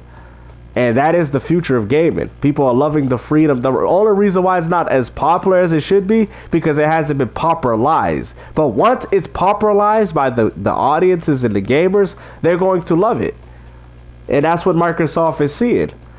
They're looking at it like, okay, yeah, they're unfamiliar with it. Like, it's just like what online gaming back in the days. Yeah, if you told people that online gaming wouldn't be the future of gaming, they laugh in your face. But look at where online game headed. Online gaming is the most profitable that for a lot of these companies. But if you look it back and say, oh, during the time of Dreamcast, right? During the time of Dreamcast, you know, online is not going to take over. People don't play it like that. Then you would have missed out on some huge financial growth. They see when the market. Notice how everything changed for Xbox after Microsoft. Facts. Console's been dead. Yo, what up, Acid Pop? Yeah, you're right. The traditional concept of a console is dying. I agree with you. I agree with you on that. You know what the funny thing is? I said at the last part of my video, I was like, yo, I said, what is it? I think I said PC gaming won without even having to compete in the console war. Yeah, you know them ponies are mad, bro. I'm like, yo, they literally won without even having to compete. How does PC gaming win the console war when it didn't even compete? Yo, these console dummies are so stupid. PC gaming won and it didn't even compete. Wow. Imagine not even competing for a competition and still walking out with the award. Look at that AI schlop. AI schlop. Oh my goodness, man. I know PC gamers are laughing their ass off, man, because it's just like console gamers like me. I just play games. I don't see it any more than that. But you know, you had a lot of toxic console gamers and stuff. I mean, most PC gamers don't really care what you play on. Looking more, yo, I'm telling you, it was looking bad. And its flaws being in seeing the future. Facts. Yep. You ain't lying about that, Angry, because you know why? Microsoft and seeing the future is only going to help be beneficial towards their company. Traditional consoles have been gone since like facts. This is x86 hardware. Microsoft has been using x86 ever since the original Xbox. See, this, I'm going to explain something. They ain't nothing going on. I'm just going to talk because there ain't nothing going on in this game. I'm tired of walking. So, with the whole x86 that Microsoft has been doing this. Oh, really? Really, Kelvin? I haven't looked into it, but if that's the case, then yeah, Microsoft is setting themselves up for a good position for their new console. That's amazing, absolutely incredible. But what I'm saying, Sam, they've been using x86 hardware since the original Xbox. That's why they have the best backwards compatibility. Microsoft is dying. Oh, we love it. All right, Chad, let's have a discussion. Let's have it. Microsoft is dying. All right, give me reasons as to why you think Microsoft is dying. Go ahead. And tell me what platform you like to play on. I think that's also very important to know as well. So Microsoft is dying. No, but it uses the same x86 hardware. It's still x86. Zero Sam. I know it's PowerPC, but it's x86 though.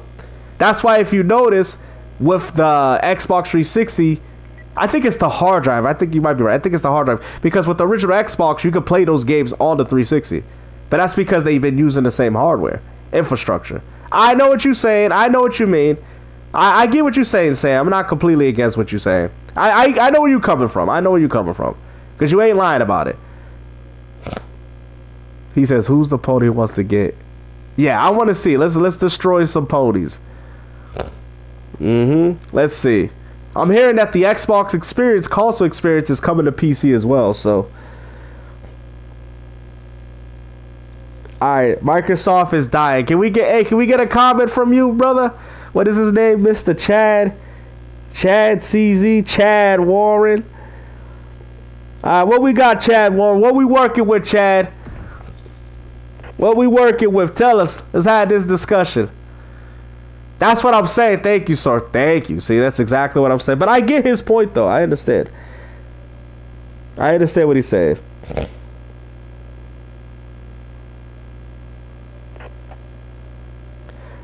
So, Chad, we can't get an argument? Oh, man. I thought we was going to get something. I thought we was actually going to get a good conversation out of this. Yeah. I actually like these conversations. He says, timer starts now. Yo, we'll see. Yep, the timer starts now. Y'all trying to get games to start. I like to have the debates. I don't run from these debates. I don't mind them. I really don't mind them. I don't mind challenging the argument. I mean, I try to keep it as civil, you know, clowning, of course, but civil for the most part, you know, especially over video games. But I guess Chad don't got nothing.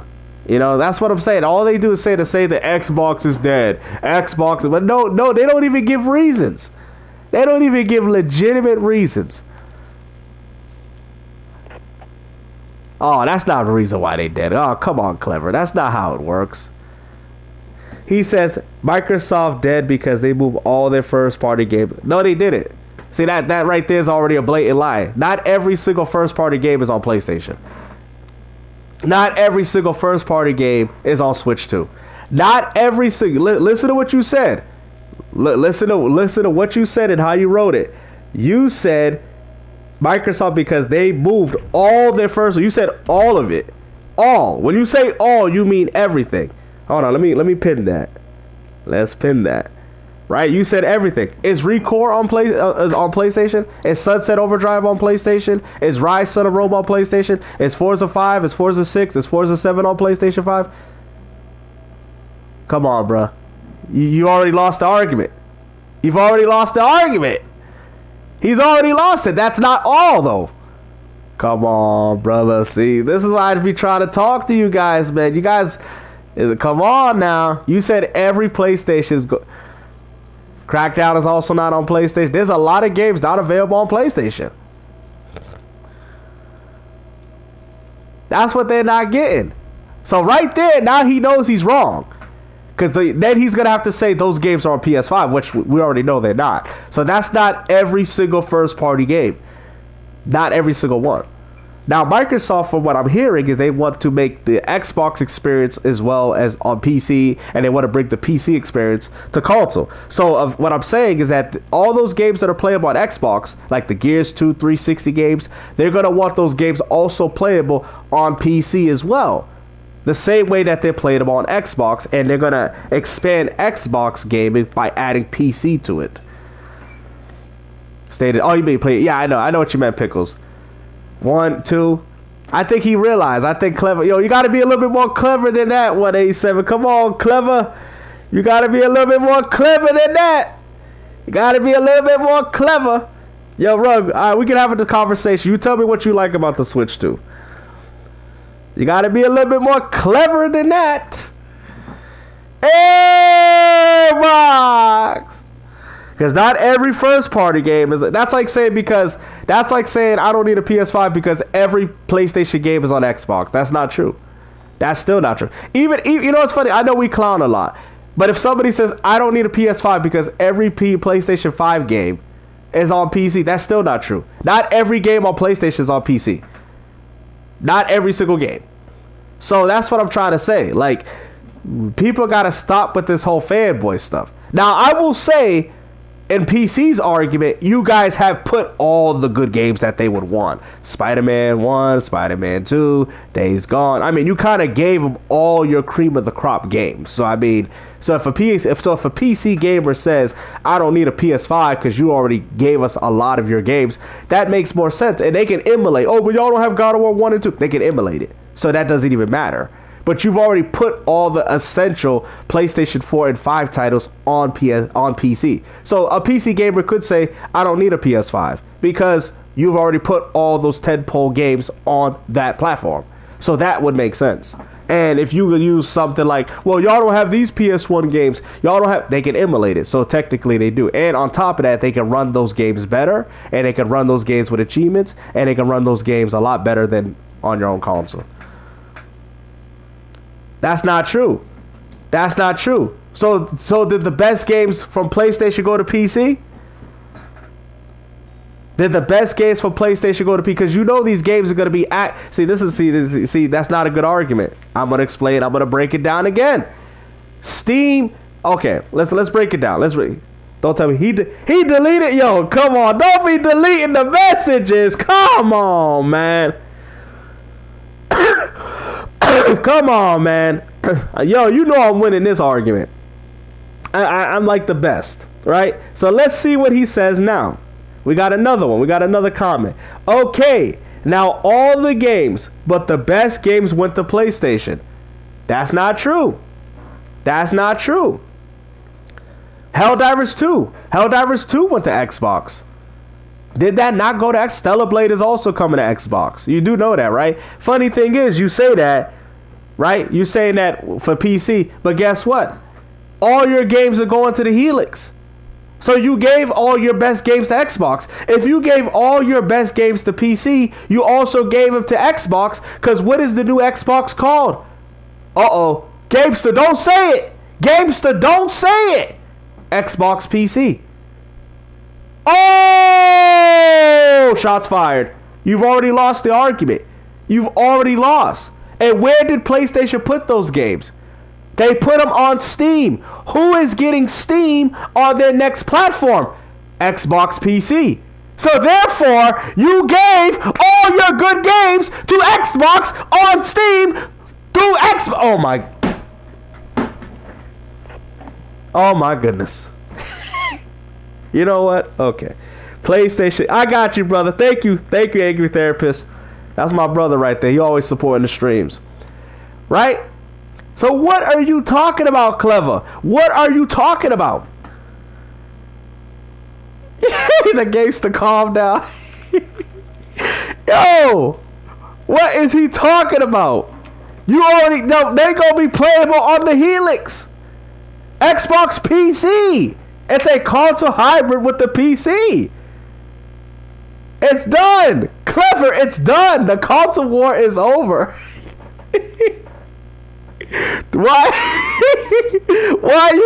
do y'all keep this going? Clever is not so clever.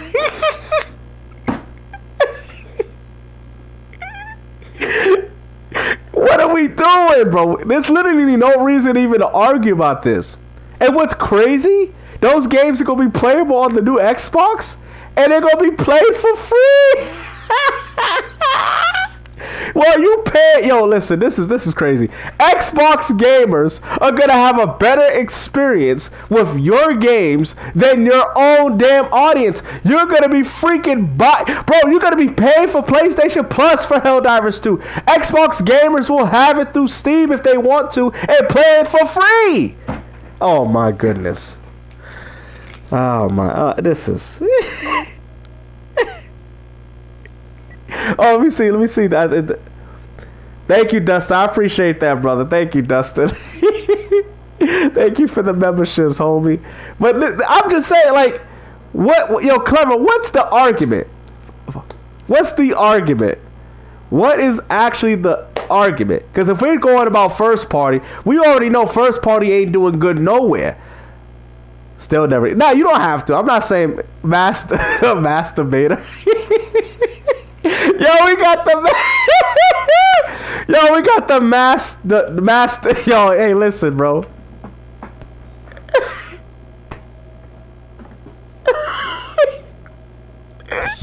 Yo, let's do. Yo, masturbator, you ready? Yo, apparently you the masturbator. So let's this guy. I can't, bro. Y'all too, man. Hey, listen, man. That's one thing I like about going online and live with y'all. This is hilarious, bro. This is hilarious, bro. I don't know how y'all come up with these names, but this is ridiculous. This is ridiculous. I can't believe it. It's funny though. You know. This is funny. I want to see some good arguments though.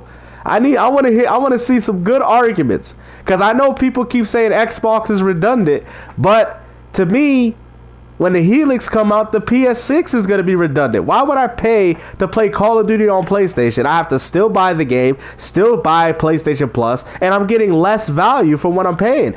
But on Xbox PC, I can either play the game through Game Pass Ultimate. I don't even have to buy the game. I can just play it through one service. So that means Xbox will be the best place to play third party. And if I choose to buy it on Steam, I can play the game for free online. The Helix is the place to go. The Helix is the real system that everybody should get. That should be the real system.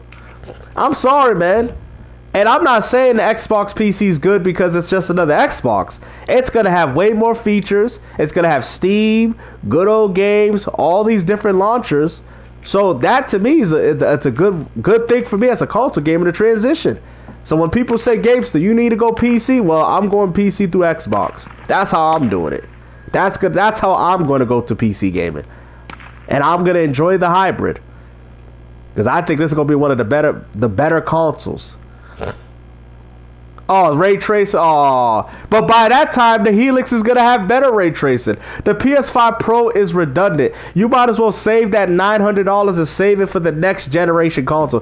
Why would you spend $900 on a Pro just for the PlayStation 6 to be far better than what you're buying with the PS5 Pro? Just be patient and wait for it.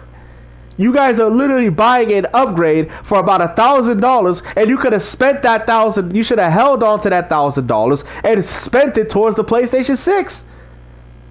I mean, these guys are stupid. I don't even know. I hope PS5 has games like PSP. They should. They should. I don't know. I just don't know what Sony can do.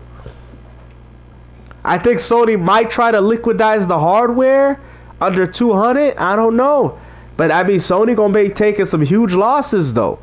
They're gonna be. Microsoft can afford to take the losses. They can afford it, but Sony can't afford to be taking $200 losses. And I'm hearing that Microsoft's not gonna subsidize their hardware, so they're gonna make profit on theirs, even if it's far less than what Sony is. He said the same people complain about $80 games went up and picked up a Pro. Facts. Yep, and they spent $200 on NBA 2K26 packets and all that. Oh, Marlon. Oh yeah, when he said that for the Pro, it's looking way more attractive. It is. I'm looking forward to it. I need something to spice up gaming. I want a different type of box. He said, "You think Sony could turn it around?" I think Sony, if they charge $200 less, right, to give that illusion that you're saving money, but in reality you're not. But if they price them the same, Sony's in trouble. If they price, listen, if the new Xbox is $1,200 and the PlayStation 6 is $1,200, right? That's bad. They're gonna have to have a price discrepancy. They're gonna have to have a different price because nobody's gonna want a PlayStation 6, bro. If they charge them the same, everybody's going to want an Xbox. So Sony has to think smarter, be like, okay, if they charge 12, we got to charge 1,000. We're going to have to take a loss. We're going to have to subsidize the hardware, and hopefully we can get that money back. Give up that illusion that they're saving money, but in reality, they're just giving it back to us through Plus. That's how Sony got to do it, because if not, yep, facts. And I think the Helix is going to be the top one for me. I've been wanting to go to PC gaming anyway, so this is good. I'm telling you, man. It's clever. Is he still here? I thought he was gonna push back on the argument. I don't know if he didn't push back.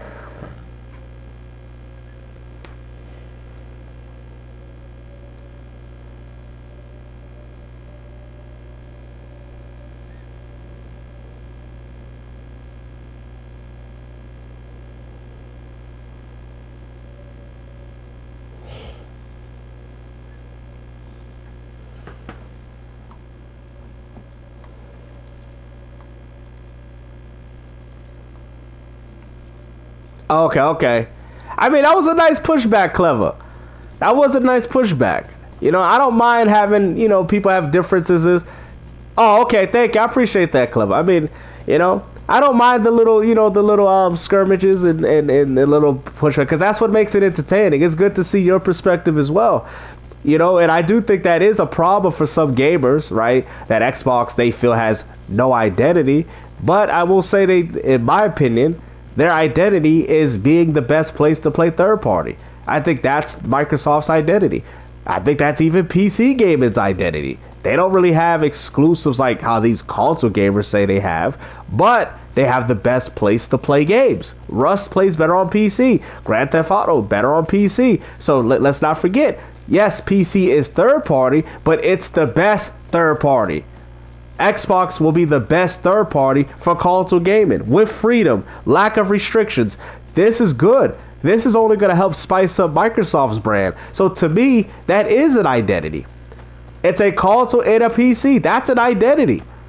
Just like the Switch 2 is a portable console that can be docked at home. Yeah, exactly. Yeah, you need some of that. You can't just have everybody agreeing with each other. I don't mind you guys pushing back. It doesn't bother me. You know, it's video games. You know. Yeah, it is called. Yeah, it's called a console. It is called a console. Yeah, it is a console. It's a console hybrid, just like the Switch 2. It's a portable hybrid of a home console. It's a portable device that can be played at home.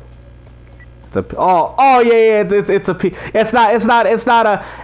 a PC with an Xbox skin, according to D-Batch.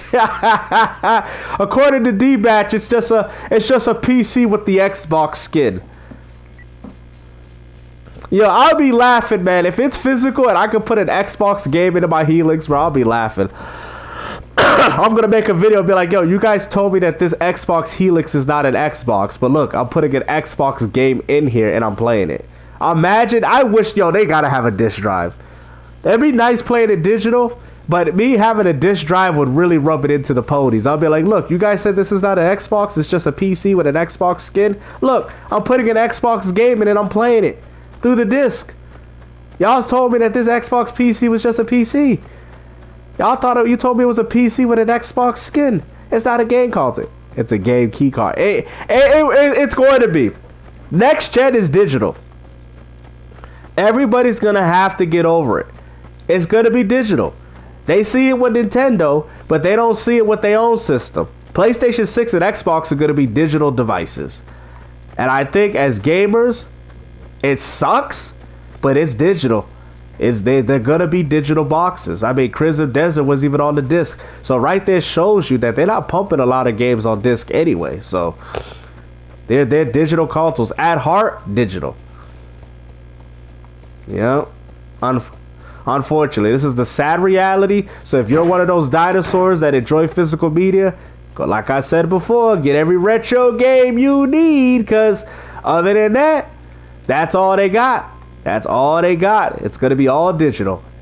Especially with games getting bigger and better. With scale and all this. Next generation hardware. It's only going to be more expensive. They're not going to put these games on a disc. And we might see the end of limited run. Yeah. Oh, you heard about that, Dustin. Yeah. Some retailers don't even want to carry them because they're not profitable. Because you know what they're doing? Right? They're just sitting there. They're just sitting there. I mean, hey, I will say one thing. He says, we got a guy named Kale. Not gonna lie. Let me see. This looks like a good comment. Right? Not gonna lie. I hate to admit it, but it's the truth. Ever since the PS4 midlife crisis, my pushback on buying physical only was crushed. Oh yeah, I remember this. But I got Spyro Reignited and only got one of the 3 games on disc. It was like that even for Switch. Bro, it was already happening. Yo, thank you. That's a great comment, bro. It was already happening. People don't realize this. It was already happening. Switch 1 had game key cards. In a way. Right? Switch 1 had them. And I knew by the time these games get bigger and better, like Final Fantasy VII, what is it? The game key I got, it says 90 gigabytes. Nintendo's not gonna force that onto a cartridge. So we already knew this was gonna happen sooner or later.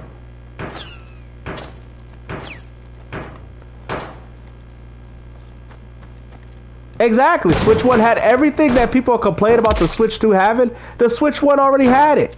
It's just now, it's a lot worse. That's all it is. Nothing really changed. Nothing really changed. It just got worse. That's all.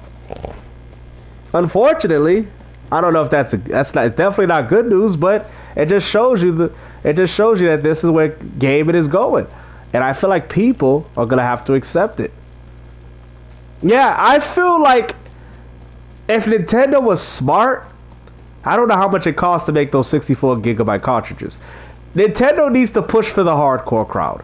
Nintendo Switch 2 needs to be like this. We got physical. Because I will say one thing. There are a bunch of collectors. There are a bunch of gamers that do care about physical media. Right?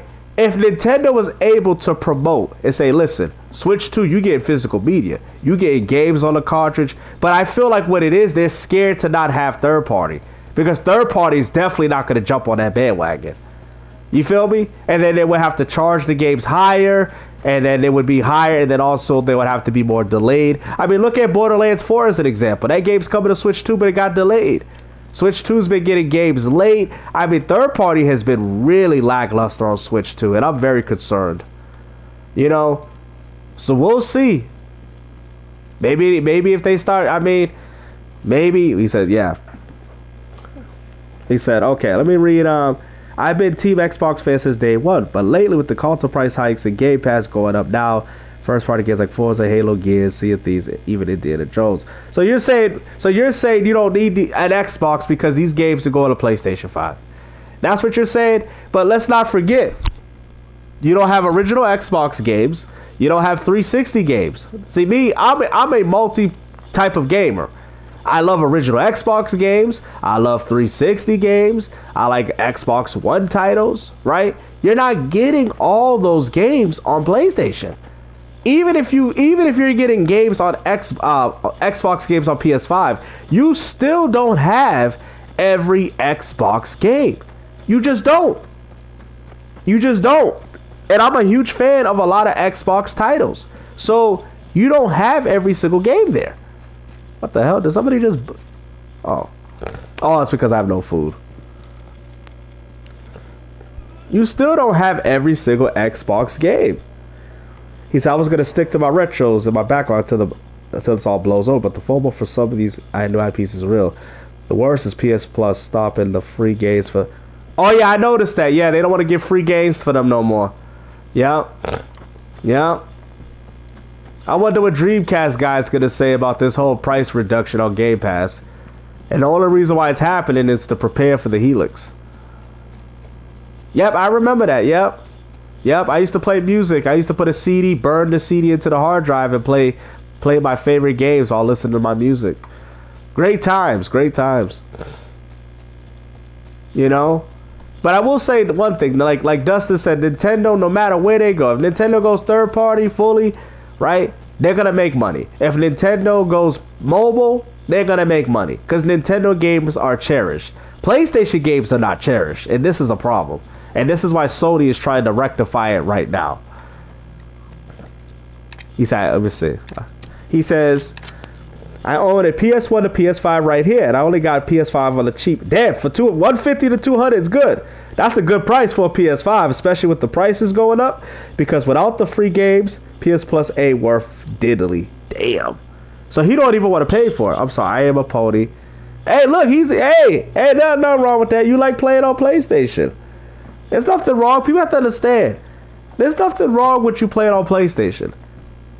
I don't like fanboys. I don't have a problem with... I'm on PlayStation right now. If it wasn't for PS5, I wouldn't even be able to live stream because I can't live stream through YouTube through the Xbox. So I guess that's a W for PS5. My whole thing is not to bash PS5. My whole thing is to reflect and tell people as to what's going on. I have a lot of friends that play PS5. You know, now most of them don't play it for the reasons that most of these fanboys think they're playing them for. But my whole thing is to help better and critique the platform so we can all get a better experience. That's my whole philosophy. But I don't hate PS5. Oh, I ain't a fan. I feel you. That's good. Most fanboys can't even say nothing bad. I miss the PS2 era. I don't like Sony now either. There was a time, bro. I'm telling people be saying I'm an Xbox fanboy, bro. If you tell me to bash Xbox, I could bash it. You know what I mean? Like I said, yes, Microsoft is pumping out the most games, so I don't really criticize them because they're pumping out games. You know, Avowed, South of Midnight, Doom Dark Ages. Yeah, Microsoft could be doing a lot better for their tentpole titles like State of Decay 3, Gears E-Day. Could have took better care of Perfect Dark. Obviously, I don't think the game would have sold regardless, so Microsoft probably canned it, right? It makes sense. But what hurts my soul is when you see games like Last of Us multiplayer and how Naughty Dog had to choose between this and Intergalactic. And instead, we got Marathon. That hurts my soul. It really does, because I believe it was good. I believe that Last of Us multiplayer was really good. I mean, even Yoshida said, hey man, this was really good. And I believe it. But as a gamer, we have to understand that these games just don't work anymore. It's not going to bring the Fortnite gamer to Last of Us. It's not. As much as we might love to see it, the casual don't care. So while Xbox, PlayStation, and Nintendo gamers are fighting each other, they shouldn't be fighting nobody. But y'all should be focusing your attention on the Fortnite gamer. The free-to-play gamers is what's ruining your hobby. Not Xbox, not PlayStation, not Nintendo. The free-to-play gamer. They're the ones ruining your gaming experience. I hate to say it, and I don't like to be that person, but Xbox is not the problem. PS5 is not. It's the free-to-play. Because every console, they're playing free-to-plays. And even on PS5, third-party, NBA 2K, you guys know, Roblox, Fortnite, Fall Guys. They're ruining gaming. Because I'm going to break it down. Hold on, I'm going to break it down all the way, Zero Sam. Free-to-play gamers ruin nothing? Alright, here we go. Alright, Sam. Alright. Yes, it does. Because, I'm going to explain why. Because free-to-play gamers don't see the appeal to support the platform. Free-to-play gamers, right, don't see the need to buy other video games. They don't need to buy other games. They just play one game. And if they done with that one free-to-play, they just move on to the next one. There's no desire to say, hey, let me try this game out for $60. I'm bored. There's no desire to do that. Especially when they invested thousands of dollars on this one game that they like to play every day. They're not going to switch over, no matter how good your game is. They've already secured it. Like, oh, I'm going to stick to Fortnite, and that's it. And you're saying that these games are not ruining gaming? I go as far to say, bro, alright, check this. PlayStation 4 games, right? Well, I should buy this retro game, bro. Yep. He said, they are supporting the platform. Yes, they are. Need money to keep servers up. Yeah, you're right. And that's where the whole hustle comes in. But I'm saying, for the gamers like us, it ruins the experience. Because companies like Sony be like, why make a game? All we do is get 30% off every Fortnite skin, every Roblox skin bought. We're getting 30%. When people say, why is Sony doing nothing? That's the main reason why. They don't need to do anything. Why would Sony put a $400-500 million budget game just for it to flop? Why they could just sit there and get the same amount of money for doing absolutely nothing? That's why Nintendo has no urgency. And like I said, it's about time. We need consoles failing again. I think consoles need to fail so things can get good. And I think the reason why Xbox is doing better now, because they failed. We need failures. I know, right? This is sad that I'm saying it. We need more failures in gaming. Failures are coming up to be fun. I know, that's crazy to say, right? We need some goddamn failures so we can push some damn urgency into these damn companies. They have no urgency. They're just sitting in there in their office making money. That's all they doing. They don't need to do anything. They don't need to make games. This get played on PS5. How can it be dead? Yes, I am on a PS5. All right, hold on. We got a few comments. Hold on. Let me see what we got here. All right. Okay. Speaking of Naughty Dog, I just discovered that chart to get. Yes, and Lost Legacy. Yep. Remastered and absolutely beautiful. Too bad a lot of people didn't play it. Well, a lot of people played it when they came out, but when Fortnite came, a lot of people kind of lost interest in Uncharted, unfortunately. Let me see. I thought I seen another good one. Oh, those are the same gamers who are the ones that will overlap with why should I buy this retro game, but you should just emulate. True. Yep. Yep, that is true. That is true. There's a lot of truth here.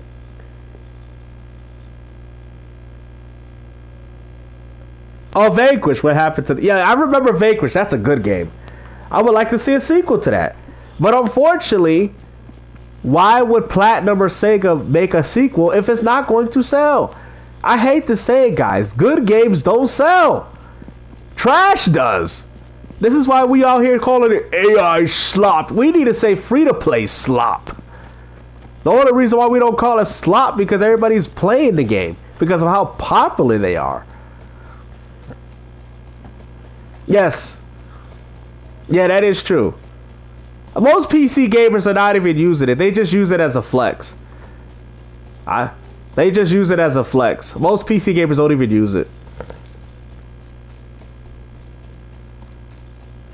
I know, but why do you think these games ain't selling? Because of free-to-plays. PS4 games sold good on the PS4 gen. Right now, let's break this down. PS4 games sold good. 20, 15 mil. Y'all remember? PS4 games sold exclusives good. And that was because there was no free-to-plays. GameStop won another W. Those were the only games they knew. Are y'all catching me? God of War, they were hyped up for that. Uncharted and all that, they were hyped up for these games. This is all before free-to-plays came in and took over. Once free-to-plays came in and Fortnite set its foundation, let's not forget, Fortnite was still around when these games was coming out, but it wasn't the way it is today, right? It was still very bare bones. The game looked ugly and all that. Now when you look at it, you're like, wow, it's way better than what it was before.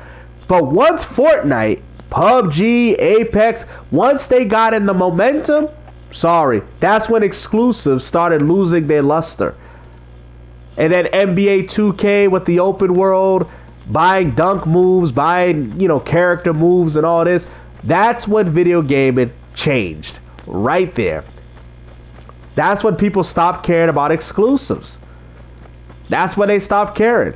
Those same gamers that picked up God of War when it came out, Ghost of Tsushima, Days Gone, well, those games have shifted to the Fortnites, to the Maddens, to the college footballs, to the Roblox, to the Apex. They have shifted to the Fall Guys. They have shifted to those games. You are stuck in 2023. All right, Searcher, tell me. Let's hear the argument. I want to hear actual arguments, not just a bunch of hoopla. No one's playing Fortnite.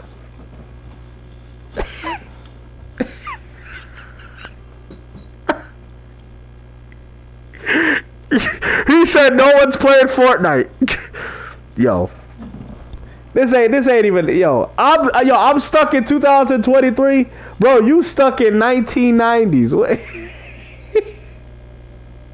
No one's playing Fortnite. No one.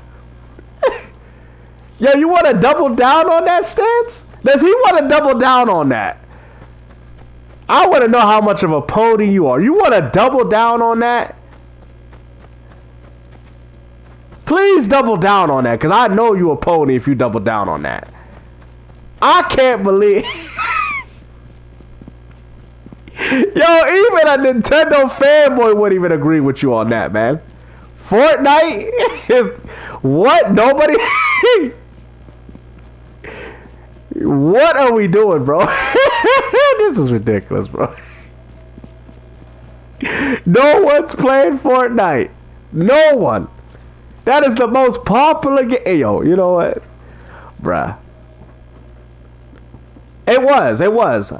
But I'm saying it wasn't as popular, though. When Fortnite came out, it was getting into that stage. It wasn't popular right off the bat. What I'm saying, it built into its momentum.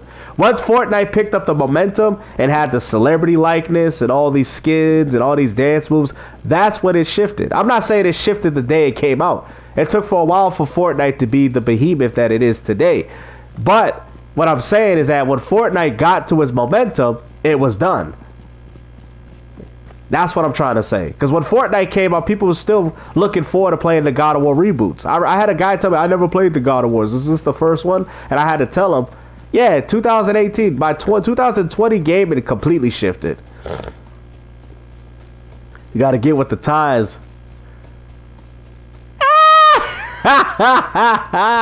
Nobody's playing it, Dustin. Nobody's playing that. Who's playing that? Nobody plays that game. I'm going to sit there and act like it doesn't say it's the most played game on my Xbox. Nobody's playing that. Why would you even bring that up? Nobody's playing that. They're playing my exclusives.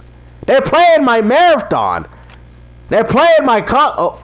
Oh, Oh, nobody's playing your games, pony. Nobody's playing your Concord. Damn, people say that is dead, huh? For real. They playing Concord, that's why. That's where the fans at. Fortnite is dead. Yeah, exactly. I don't really care about Fortnite either, but I know it's the most popular game right now. You know? I know that's what gamers are playing. Strong, I know. 7 years. And freaking Marathon couldn't even survive 1 month. Yo, Marathon couldn't even survive 1 month. Yo, Marathon couldn't even survive 1 month. Yep, Overwatch is very popular. Yeah, I'm not saying, yeah, that's another one. Yeah, I know, but that's what I'm saying. I know, but that's what I'm saying. So how many people playing Concord searching? How many people playing Concord? Anybody on Concord? 1 month. High God couldn't last 2 weeks. Yo, Jeff Keighley was lying to these boys, man. Yo, what's up, EXP? What's up? Switch 2 was dead on arrival. Worst console ever. Damn, EXP for real? You don't like it? Damn. I ain't gonna lie, cause I got one too, and it's just been straight. I don't even know, man. I mean, hardware wise, it's Nintendo's doing a good job capitalizing, but I think the engagement of the system is very low, and I feel like Nintendo is definitely trying to keep that engagement going, because you don't want to lose it. You don't want to lose the engagement of your player base. But like I said, missing out on a lot of key tentpole third-party games is not good. Xenoverse 3, it should have a Switch 2 release. You know, GTA 6 is, like I said, obviously some games won't make it. But the hype, once those games come out, the hype is going to be around those consoles and those systems and those games. They don't even have the data for Concord. Yo, what? They don't even got data for that game, man. That's the most hardest platinum to get. You had to get it within the time of the 2 weeks of that game coming out. Bro, games is just, yo, I'm telling you, man. At the moment, story mode game. Bro, what? Multiplayer games are dead? Bruh. What is this guy talking about? Alright, you know what? Name me some single players. Go ahead. Name me some single players. Damn. I know. What's some single player games? Multiplayer is dead? Bruh. How he saying multiplayer is dead? That's all people are playing. Multiplayer is dead? What? Literally, multiplayer is the reason why gaming is even alive. Multiplayer is the reason why people pay for Game Pass and freaking PlayStation Plus. Without those, Sony's dead. Oh, here we go. But what about the sales, though? Having good reviews don't mean nothing. That don't mean the game sold. Crimson Desert. You should have used Crimson Desert as an example. I'm not saying single players don't have their niche, but at the end of the day, multiplayer is the bread and butter. That's where the money's at. It's the multiplayer. I know that. I'm not saying it's bad. I'm not saying I'm gonna get it too. Oh, it sold 1 million. That's good. So Capcom, they're actually making money off their games, and I don't think that was a high budget game either. So that's good. I don't think the game's a failure. I'm just saying, in comparison to most games, it's nothing.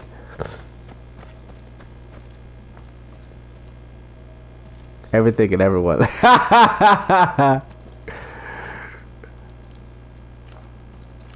Right. He said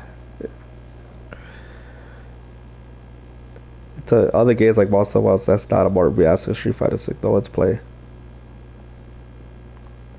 Look at the install bases. That's what I'm saying, Dustin. They don't be paying attention. Bro, yes, Pragmata is good. That it sold 1 mil. But let's take into consideration. The Switch 2 hardware wise, it's at its peak. Xbox Series S and X, PS5, PC, that is 4+ platforms. And I'm not saying it's obviously, you know, 3 days, 1 million is good. But let's throw it in perspective. That means that 90, probably 8% of gamers did not buy the game. Or not interested in buying it. Think about it. Think about it. Look at it from that perspective. And you'll be like, damn, people really don't be buying games. You're saying it's good. But 98% of gamers don't care enough to play it. In the grand scheme of it. Now, they made their money, but that's because of the budget. What I'm trying to say to you is that the vast majority of gamers are skipping it. Single player games is not keeping gaming alive. It's multiplayer, man. Only multiplayer. Because if that was the case, Sony would be focusing on their single player strategy and less on the multiplayer. Yes, I know. I think it's going to sell a solid 3 mil, probably by the end of everything. And that's it. You know what I mean? I think it's going to sell a solid 3 mil. But I'm just saying, though, right? I'm just saying, you're right, though. It just came out. But let me throw something in perspective. If GTA 6 just came out, that would have already sold. That would have sold. That would have been the highest selling game, all systems, all across the globe. No questions, no buts. Just answers. Online gaming is dying? Yo, hold on. What are you guys saying? Online gaming is dying? Bruh. If online, you know what the funny thing is? I would agree with you if NBA 2K and Madden were dead. I would agree with you. If Fortnite wasn't alive, then I would agree with you. If Roblox was the servers was closed, then I'd believe you. You know what I'm saying? But you're gonna have to instead of just saying that, you're gonna have to have an argument as to why that's the case. I'm surprised y'all didn't use Crimson Desert. Surprisingly. Because that is probably one of the better selling single player games. It's all the same formula. Yeah, I know that. But I'm saying, why do you think single player games are selling better than multiplayer? Why do you think that? With most multiplayer games, you have to buy the game and then pay annually to still continue to play the game online. There's no growth for single player. You buy the game, you play it, you finish it, and you shelf it. They can't get any more money from you.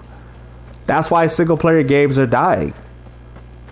That's why we're starting to see less of them. That's why we're starting to see Sony focus into live service and subscriptions and less so on things that they're actually good at, because that is where the money is at. That is where the money's at. Because if that's where the money wasn't at, then they wouldn't be doing it. Sony would still be making single player games like the way they're supposed to. But the reason why they're chasing this money train of live service is because they know if they get a hit like they did Helldivers 2, it's money. He says there's more to do. I mean, that is subjective. You sure though? I don't think he played enough multiplayer. Searching for DMTs. Oh man. This, I've talked to someone who didn't even know what Pragmata is. Bro, most people don't even know what these games are. Because they're not even looking out for them. Yep. That's all they can do, Dustin. See, Nintendo, at least, they got nostalgia. They got something. So whatever Nintendo does, no matter what it is, they're going to be... Oh, hold on. Is that a real player? Oh. Hold on. About freaking time I found a real player.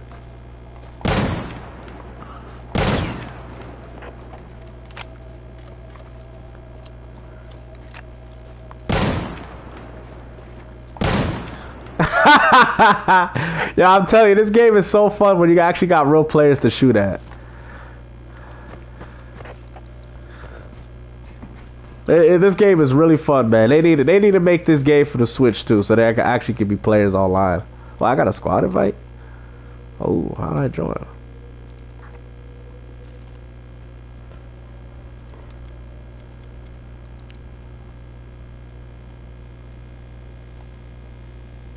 Yeah, that was a real human. That was real. I know. I was saying the same thing. Yeah, he was a real player though.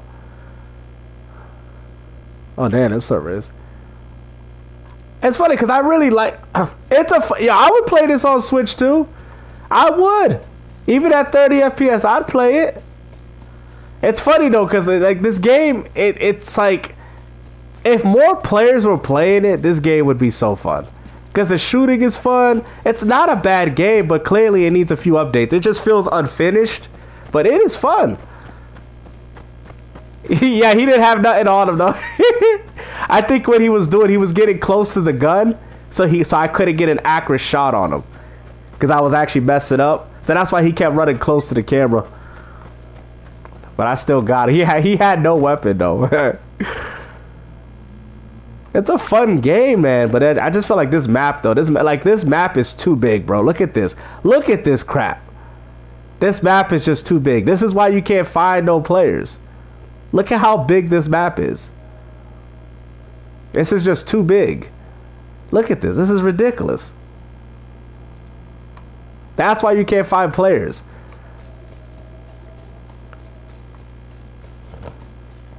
He says, all right, on everyone else to buy this. Oh, I don't think it's crossplay between Steam though. So unfortunately, it's not crossplay. It's only crossplay between consoles. I know. Is it? Let me see. Listen, I think it's only Xbox and PS5. Yeah. Yeah, it's only Xbox and PS5. Still not as big as Daggerfall. Daggerfall was huge. But I'm saying, if this game was done right and they actually have a smaller map, but nobody plays on it. They like playing on this big ass map for some reason. There's a way smaller map that actually can be more engaging with combat, but they have it on this. It's fun though. It is fun. I like it personally. It's just a lot of people don't play it.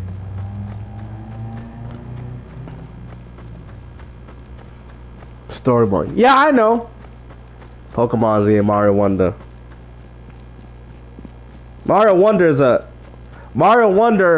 freaking what is it? Mario Bros. Wonder is this Gucci Man a snitch. So Gucci Man is a snitch. Yeah, like I said, I mean, I'm not saying single player games don't have their niche. I think they do a lot better on Nintendo though. PlayStation, their single player games flop. We'll see how Intergalactic does, because Intergalactic is coming out at a time where it's dominated by free-to-plays and third-party offerings. Something that Uncharted 4 didn't have to deal with. Something that God of War did not have to initially deal with when those games came out. I think God of War came out a year after. But I feel what you're saying, Searching for DMT. Don't think that I'm against you, man. I trust me. I understand y'all complaints. I understand y'all feelings. I understand how y'all feel about gaming, because I think people misconstrue that because they believe that I'm defending Xbox and cloud gaming. It's not that.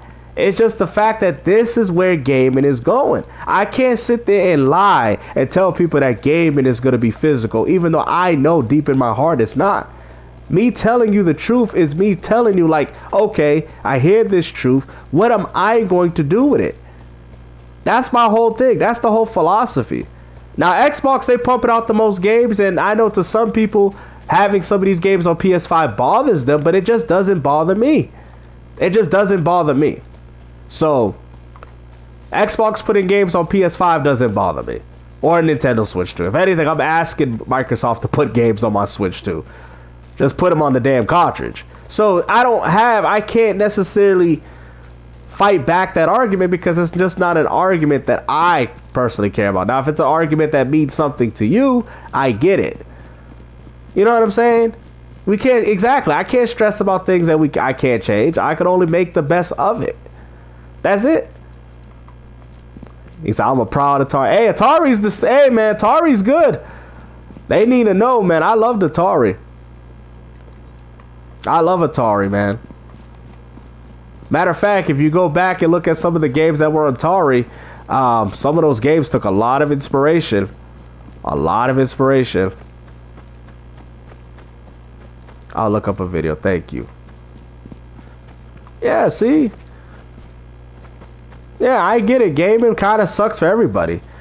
Even playing on Xbox, it's not been the greatest. I'm still waiting for Gears Z Day, State of Decay 3. It's just a bunch of waiting.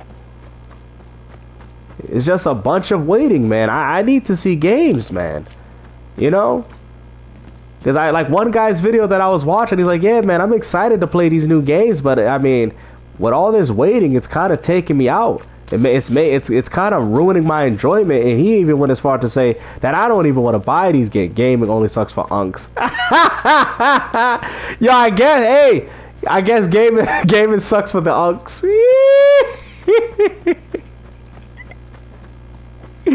Yo, Sam is like, gaming only sucks for the stop waiting and play your games. Hey, I'm playing.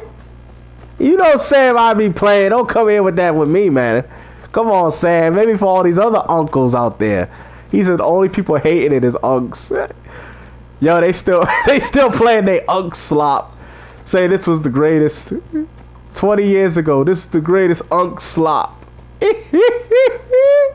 they playing the unk slop. Yeah, that's what I'm saying. He said, the only one complaining is you unks. That's the only one complaining. I mean, hey, he ain't lying. Them Fortnite gamers, they're not complaining. Them Fortnite gamers, they're happy. It's only the unks. You know, we got the Grand Unks. We got the Master Grand Unk Puerto Rock. Yeah. He said only the unks is complaining. He ain't lying, though. He ain't lying, though. Yo, listen, Sam, I know we be having a lot of disagreements, but that one is the truth. Only the unks asking for physical media. Only the unks trying to hold on to something that ain't there. Only the unk don't want to download games no more. Nobody else cares. But the unk does. The unk gamers. Yo, listen, I think that's some true stuff, though. They don't care about the gaming unks. They don't care. They're like, yo, y'all growing up, we going for these casuals, and that's it. Can be fixed by playing their back. Exactly. No, I agree with you on that. That's what I be doing, Sam. I know I complain a lot about the industry, but I go back and play the games that I like. Unk hates game key cards, though. Yo, the Unk, he's like, yo, I remember back in my day, the game was on the cartridge, goddammit. What the hell is this abomination from Nintendo? What you doing here, Nintendo? Imagine calling them on the phone. You used to put the game on the cartridge now.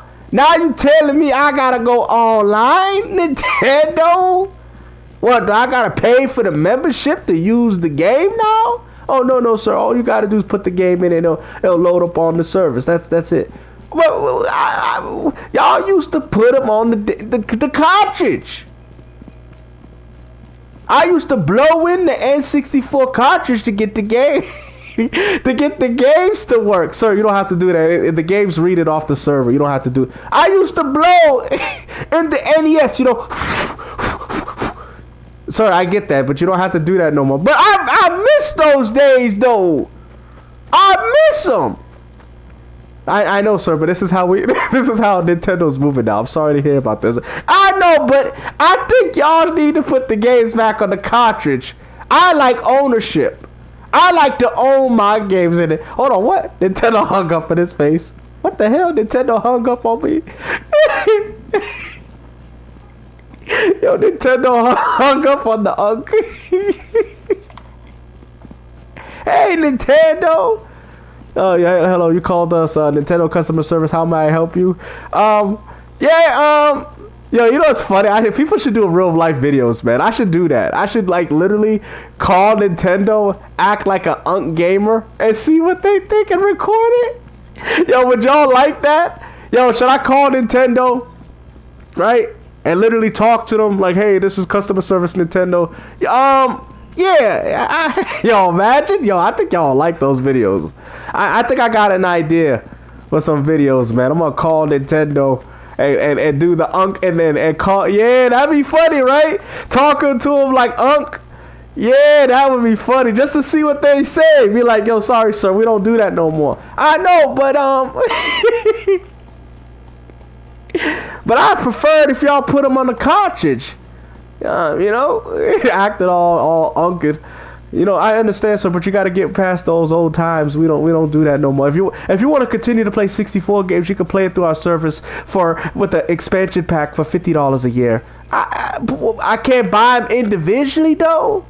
No, you can't do that. You gotta buy it through the $50 expansion pack, sir. Yes, that's all. Man, okay, real quick, cause I just bought the Switch. Oh, brother, I just bought the Switch too, and I put the game in, right? You say it run 4K 120. Yes, that is true, sir. That's what we advertise.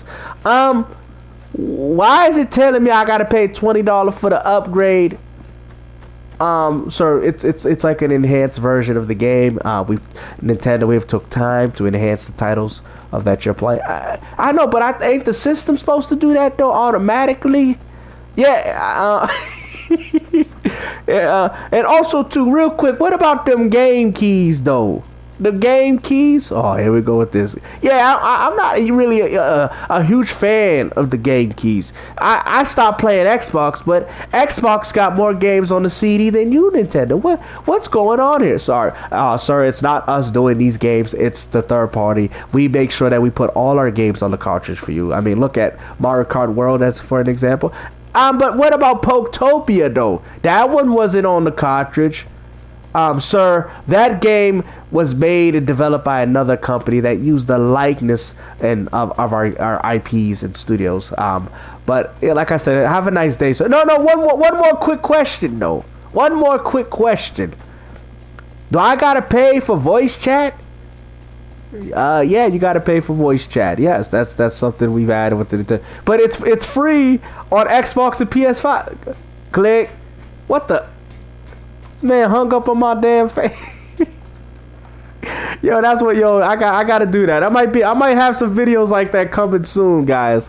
I might do a video like that. Get on the phone with one of these guys, act like an unk. Yeah, pay for voice chat is crazy. Act like an unk just to see what they say. He said, Searcher says you're hilarious. Thank you, bro. I got to be, man. He said, yo, I gotta do that. That's just to see it and then record it, right? Just record it just to see what the customer service says from Nintendo and how they would engage an unk gamer. You know, I'd probably have to make it a series. Unk game. I'm surprised most people haven't done these videos. That to me, back then they used to do videos like this, but they don't do that no more. I think those videos was funny because I would love to see how they would engage with an unk gamer, and this would also be a shot at the fanboys that think like I could do one with Sony too and be like, hello, this is PlayStation 5 headquarters. How may I assist you? Oh yes. Are y'all still doing exclusives? Yes, sir. We still got exclusives. Wolverine and yeah, but sometimes y'all be dropping them on PC. Are y'all still gonna drop them on PC? So we don't know that currently at this moment. Yes, you know, and also too, it'd be nice if I could put my PS1 and 2 games in my PS3, because I already own the CDs, but you charging me $15 for a PS2 game with trophies. Why can't I just plug the game in, like Airbox it, and get the free upgrade like them? Oh, sorry, sir. Yo, you know my dad used to call PlayStation. Yo, my dad used to call PlayStation. Yo, back then, no, for real, my dad used to call PS3. And he used to get on the phone with him, and he used to be like, yo, why does PS3 don't have voice chat with these games? Xbox got the same games with voice chat. What's going on here? I paid $600 for this system. Yo, those days was funny, though. Back then, people used to call. They literally used to call the freaking company, asking them about games. My dad's like, when y'all gonna put online? And I think with the voice chat, the guy was telling my dad, oh, we're planning on it. Don't worry, sir. We're working on that as we speak. And I just remember those conversations that they had. You know, but now when you do it, it's gonna be an AI person. Hello, it's me. Who's this?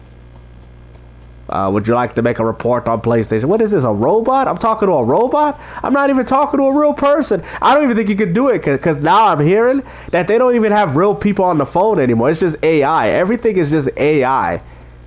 You call it, it's just AI. I'm going to be talking to an AI freaking customer service person. Hello, you want me to help you repair your Xbox? You want me to send a box over? What's the address? Please put the phone number after the pound key. Right? Oh yeah. I heard they discontinued the penny too. Yeah. It's a lot of stuff, man. A lot of changes. Yeah, they got the AI chat bots, man. They improving them right now, man. You ain't even gonna be talking to a real person, troll. You just gonna be talking to an AI. I think they're already doing that, because even when you try to get somebody on the phone, it's so hard. No, you know it's true. It's true. It's so hard to get somebody on the phone. Back then it wasn't. Back then you could call and it was customer service. Now it's always some AI. I noticed this. Yeah, AI's taking over, man. You're gonna go to McDonald's, pay for food, and they're gonna have a robot hand pulling out your food. Technology is going to ruin humanity. Technology is going to create less jobs for the people in this world and less opportunities for others. It's not good. Technology is good, but it's also bad, because what's going to end up happening, these businesses don't have to pay workers. They're already doing it in some locations where these guys that take out trash, they literally, you know how they used to have two guys hanging off the side to take they got one guy driving, literally taking the trash bin and throwing it in the trash. They don't even need a guy no more. Everything is becoming machinery, and we're already seeing it, guys. It's so bad. Like, we're already starting to see it. I heard that there's one McDonald's in some location that is all robots. Like, when you order the food, it's a robot.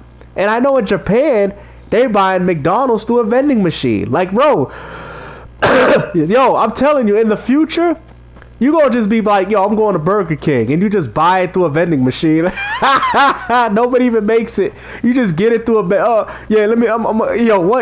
Man's out here getting a quarter pounder through a vending machine now, like in Japan. Like, yeah, I'm at the Burger King vending machine. Let me see, I'm gonna put this, let me put my money in here. Boom. Oh, there we go. There you go. Pay with the phone, cling, ding. Oh, there goes my Big Mac. Amazon has. That's what I'm saying, bro. This is ridiculous. Yo, man. I'm starting to think cyberpunk is real, man. I think by the year 2077, I think things are gonna look like that for real. This is getting ridiculous. How can I assist you? Imagine how people during the 50s would have thought. And I'm telling you, man, we get into that mark of the beast, man. Just like it said in Revelation in the Bible, man, we get into those end times. And, you know, they're going to push the mark of the beast on to people.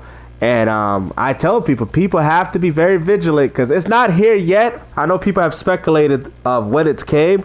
We haven't got to that point yet. But the mark of the beast, right, of what the Bible said is coming, I'm not doing it, man. I'm not doing it. If we get to that point in our lives and I'm old enough, I'm not doing it, man. I will literally preach the gospel every single day. I'm not taking that, man. I'm sorry. Like, I've got to that point, and I'm gonna let you guys know. I choose not to live. Gates to pray for me. Of course, I'm not doing it. Because, you know, if you choose that mark of the beast, you know what I'm saying? I've already, I'm telling you, I've already accepted the fact that if we had mark of the beast and it just came out and the thing, I would rather choose not to be here in this world. I've already chosen. I would live, but I would be persecuted. Obviously, I cannot do it. I can't disobey God like that, man. I would have to go out on my shield. I'll preach the gospel. I live any way that I can, if it's even necessary, regardless if family and friends turn on me. And I have to do it. I know people say that's crazy, but you know your family gonna be like, oh, just take the mark of the beast. It ain't that big of a deal. Let them put the microchip. It ain't big. I say that's when your family, your mother and father will turn on you. Your family, your friends are going to turn on you, because they're going to just sit there and accept it. And I'm going to be that person, be like, I'm not accepting this crap. Hell no, I'm not accepting. I'm done, bro. If that's the case, I'm done. You know what I mean? That's something. I got to stand on my principles, man. I just have to. I can't take that mark, man. So, and I know a lot of people are going to take that mark of the beast. I know a lot of people, and they're going to turn on Christians. They're going to turn on the people of God, and we're not going to have no control. The laws ain't even going to matter to us. You know what I mean? Because you can't buy stuff and have commerce. So what they're trying to do is that they're trying to turn you away from God by hurting your flesh. That's what they're going to do.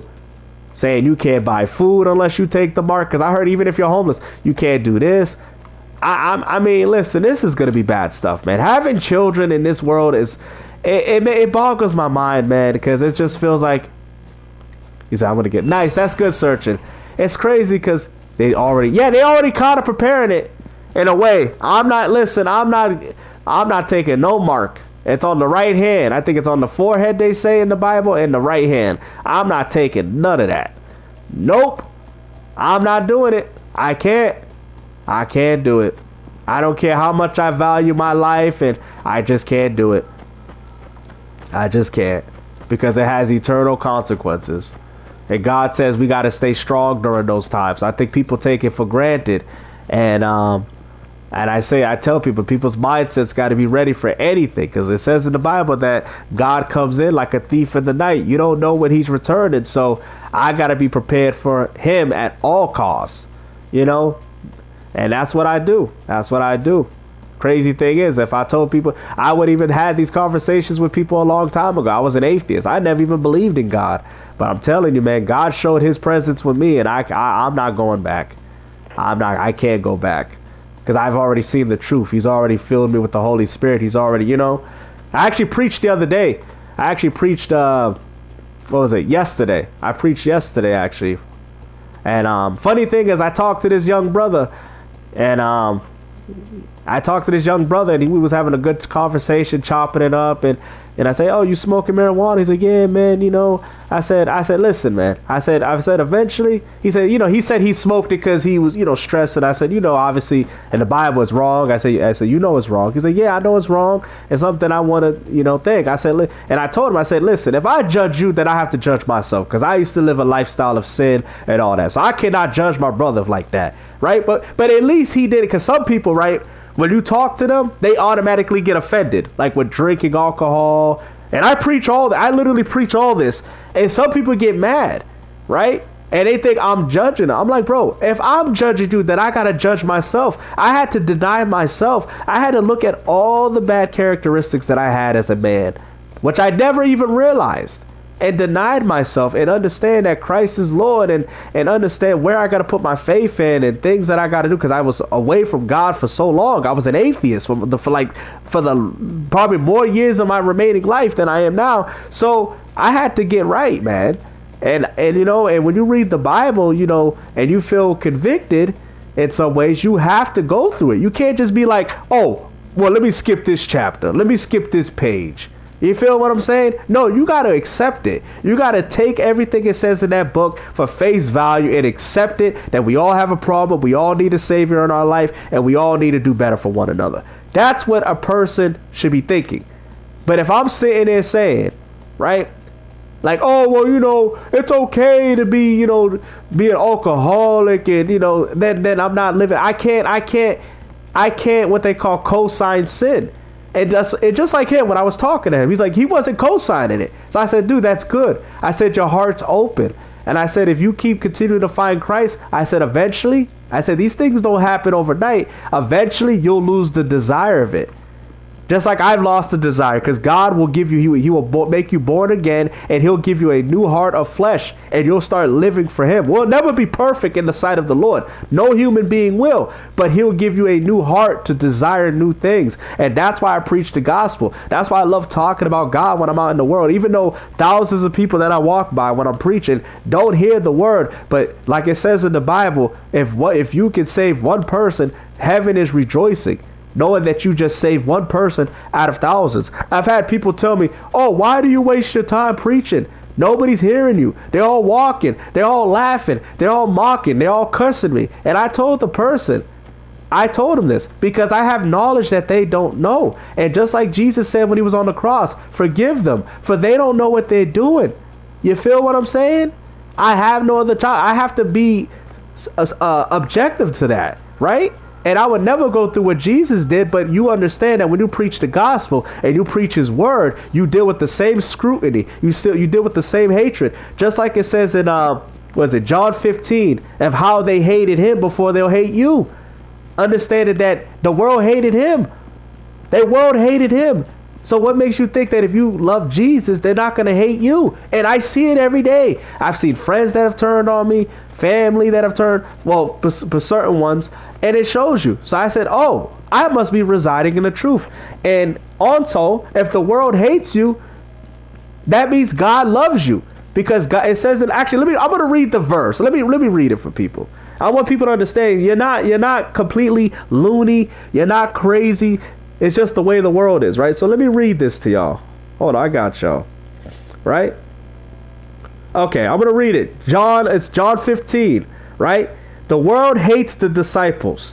If the world hates you, keep in mind that it hated me first. If you belong to the world, which at one point I was, it will love you as its own, which it did. As it is, you do not belong to the world, but I have chosen you out of the world. So what this is essentially saying, that with all the hatred, all the things that you're going from by people, that God chose you.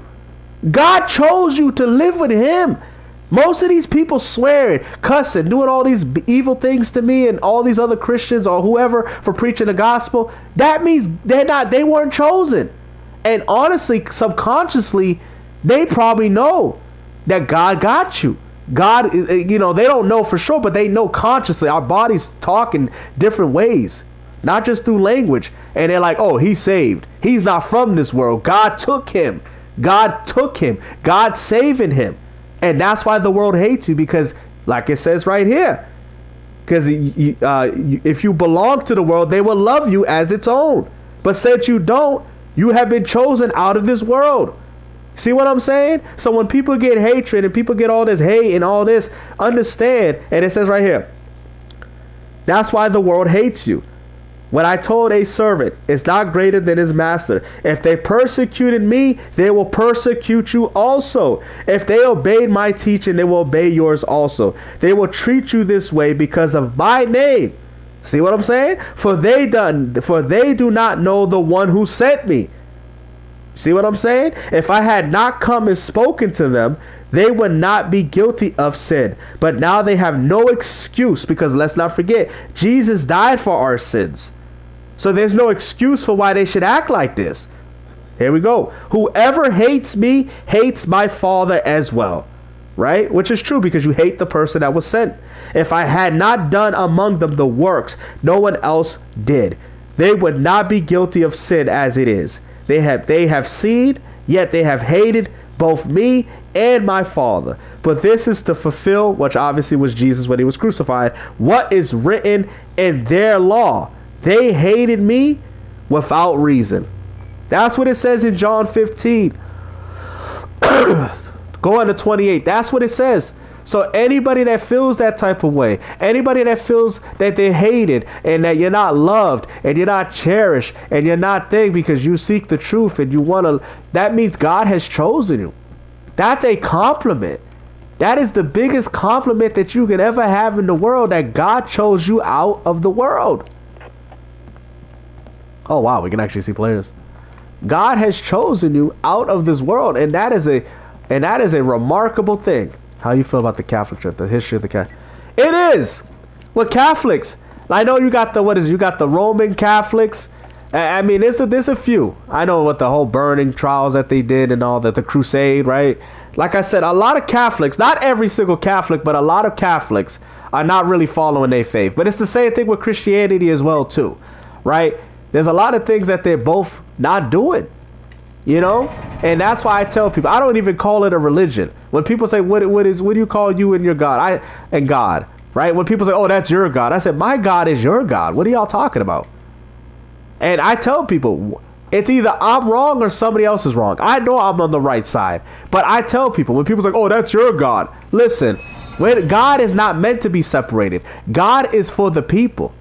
So when people say that, oh, that's your God, I was like, hold on. My God is your God. What are you talking about? They be like, oh, my God's Buddha. My God, first off, that's false. Buddha is a man.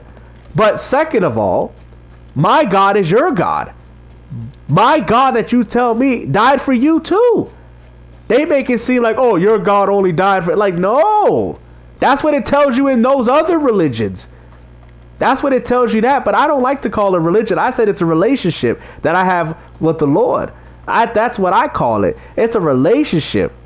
Because the problem is with religion, not religion per se, but the problem is that it becomes rituals. And that's what Jesus was talking about. It became more about a ritual more than actually trying to understand your faith and live according to the way the Lord wants you to live. And I understand these things now, but before I never did. I was lost, you know, I was very lost, but I'm happy that God has shown me the truth. Confession says, true, and also I don't really believe. No, you're not supposed to. No, Troll, you're absolutely right. You know, you're right, and I'm going to explain that, right? Because with the priests, because I know a little bit about that. The priests, they say, because Jesus said, all that goes to him. The priest is not the Father. So when the priest comes in, and what are they called? The Father, right? Oh, you got to pray, you got to, you know, confess your sins to the Father. That's not your Father. He ain't even your biological father. He ain't, let alone God the Father. That is not acceptable. And a lot of Catholics do that. I'm happy that you're smart enough not to know. You're smart enough to know that, because a lot of Catholics make that, and they call, you know, the Pope or whoever, oh, the Father. That's not the Father. You're saying he's God. You're saying he's God. That's what they're saying. They're saying he's God, essentially, by saying all that. Yeah, man, I tried to be sincere with it, but I get convicted. I know, but it's okay though, Troll. At least you can admit. You know, admitting is a sense of repentance, having a changed heart, a changed mind. That's repentance. You know what I'm saying? People don't realize that. You know, we all, and I told a guy, well, even when he was smoking marijuana, he's like, yo, I'm trying to quit. I said, listen. And I said, even if you don't, your heart, keep your heart pure, keep your heart open-minded. Because I told people, this is what's going to happen. I bring up, because when I preach the gospel, I use God's word, but I have to explain it in a way where they understand it. Okay? So I had to get good at preaching the gospel by using examples. Like, for example, with the Trinity, right? Somebody was like, oh, the Trinity, that don't make sense. God is 3 in 1. So I had to explain it to him. I said, listen, I said, you got a kid, right? He's like, yeah. I said, you're the father of your thing, right? Yes. You have a wife, right? And I explained it. I said, because I told him, God the Father, Holy Spirit, they all treated co-equal with one another. He didn't understand this. I said, listen, your wife, you're stronger than your wife, right? He's like, yeah. I said, you're stronger than your child, right? He's like, yeah. One family, treated co-equal, right? He's like, oh, snap, I see what you're saying. Just because your wife is weaker than you, that doesn't mean that you disvalue your wife more, right? He's like, oh, snap, I see what you're saying. I said, you see what I mean? They're treated co-equal, which means that they're treated the same as God. So when you betray God's Son, you're betraying God. If you betray the Holy Spirit, you're betraying God. They shared the same divine essence. That's why Jesus said, me and the Father are one. That's what he's trying to say. We and him are the same. We are one with each other. Just like how a family with 3 distinct people, the kid, the wife, and the father. You can argue, well, God the Father is stronger than... It doesn't matter. They're treated co-equal. They're treated the same. If somebody abused something to this guy's son, the respect is treated co-equal. If somebody hurt his wife, it's treated co-equal. If somebody hurt him, it's treated co-equal with the family that you created, which you became one flesh with. Oh yeah, let me read your comment. I just saw that. Sorry for the little rant. But yeah, I know a lot about the Bible, but I have to explain it in a way so these other people can hear it, because sometimes they can't hear it when it's biblical. So I have to explain it in a way where they get it. Okay. He says, I also noticed that there's been a lot of LG. Yes. I've noticed that too. And I tell people, right? And I tell people, it's a sin. And they say stuff like, well, we welcome them. I said, yes, welcome everybody. Jesus sat with the sinners. But just because Jesus sat with them, that don't mean he condoned the behavior now. Like I tell people, like for example, some people say about a gay Christian, right? Can a Christian be gay? And I tell people, I say a Christian can be gay, but you cannot condone your actions. Because people have to say, well, if a person's gay and he's a Christian. To me, I look at it like this. He's working on himself. Just like you can't say that I'm not a Christian because I sinned before. He's just a person struggling. But there's a big but. If he's a gay Christian and he's out there condoning that behavior, then yes, he's not living like a Christian. But if he's a Christian that happens to be gay, right? And he's going out in the world telling people, hey, listen, I struggle, but don't do this. Don't be this. Exactly. Don't be this. Don't be this. Live according to the Lord. I try my hardest to not, whatever. Then that's fine. Because that's a sin. That does not make him not a Christian. What makes him not a Christian is if he's condoning, saying, oh, it's okay, taking scripture and saying, oh, it's okay to be this, it's okay to be that. No, it's not. So in regards to welcoming the people, of course, I welcome everybody. I love that community more than anything. But I can't sit there and condone the behavior. Biblically, I can't condone it. I got to say, hey, man, just like I told what to do with the weed. Right? I had to say, hey, brother, with the weed. And he's like, yeah, man, I know, I'm trying my hardest, man, I'm stressing out and all that. That's good. But I'm happy that he said that, because that shows you that through his heart, God can change him through the Holy Spirit. Eventually, he won't even desire it no more. He said the Pope also said that Muslims worship the same God as Christians. That alone make me don't believe. Oh, you talk about Allah? Bro, I've read a little bit of the Quran. I don't know if I want to go. I don't know if you guys noticed Muhammad. Well, I'll say this, I'll get it detail. Muhammad had a relationship with a 6-year-old girl.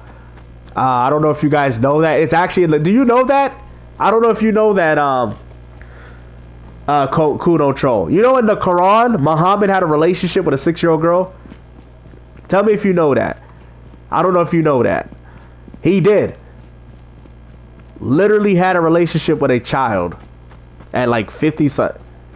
Oh, okay. Oh, yeah. You saw that comment? I know, that was crazy. What's up, Simmons? It's crazy. And it's like, bro, really? And this is the problem I tell people. Even for me, I used to be an angry person, very wrathful person, but I would never condone people to say, that's a good way to act like that. It's so funny, right? And this is another thing, too. And when I preach the gospel, when I walk and stuff and I preach the gospel, I say stuff like this. All right? I say, would you give a child marijuana? Would you give a child a cigarette? Would you give a child alcohol? Right? And all these people looking at me. They all look at me. And they all know what I'm saying. So I said, listen, and now I put it in this perspective. You guys are all God's children. Do you think God's children, regardless of how old you are, wants you doing that? So I told people, so if you know it's not good to give it to a child, then why do you give it to yourself knowing that you're a child of God? People be looking at me like this. Oh, like, me, I have a good way of kind of talking with people. You know what I'm saying? Some people say I should preach at a church, or what, I might be too real for the church. But I say that. Just like I had a drunk guy getting mad at me. Only bots play those games. I had a drunk guy get mad at me. And he's like, I said, listen. I said, being an alcoholic is like being a child. He's like, what? I said, yes. You say a bunch of stuff that, it sounds so crazy. It sounds like I'm insulted, but it's true. I said, being an alcoholic is like being a child. You beg for your bottle, which is the beer bottle. You say a bunch of stuff that nobody understands. You're careless, right? And you get angry when you can't get your bottle. You're a child. You're a baby. And the guy flipped. On me. Shut the hell up. F you. You see? You see? You can't be a sober-minded man drinking your alcohol. You see? You want to be a drunkard. But the way I explained it, he did not like it. I said, bro, it's true. When a person's drunk, it's like a baby. You can't understand them. They're careless, right? They need people to watch over them. At that point, being an alcoholic is like being a baby. Sometimes when y'all drink your alcohol, you go straight to bed. Like a baby when he drinks his milk. Being an alcoholic is like being a child that you have to watch over for. And he did not like that. Woo! He did not like it. But hey, all those words is inspired by God, because I have to say things to these people so they understand how the world is perceiving them. You know what I mean? I wasn't trying to offend the guy. I was just trying to help him wake up. But I have to be real. I have to be raw. And I know he got mad. But I would prefer him to get mad at the truth, right? Than to be mad. Oh, let me look at your comment real quick. I got you. Damn, where was Chris Hansen? Are you talking about Chris Hansen? He said, we are so blessed that we got a Bible to read for ourselves without a church or a person telling us what it means. That's true. That's a blessing in disguise. And you can look up the Bible online. Research. Technology might be bad in a lot of ways, but it's good in others. You can research. You can figure things out. What's up, Brother Gribbs? You can figure things out. Research. Everything. We should all be grateful. I'm grateful for technology. I mean, obviously it's bad in other ways, but it's only bad because people choose to use it for bad. There's a lot of good ways that technology can be used, and it can be used to find out things, research things that were never possible. Like I said, a lot of the church fathers have lied to a lot of people, right? Mostly kept it about tradition, less so about the book, and they have, as you can clearly see, that love is not acceptance.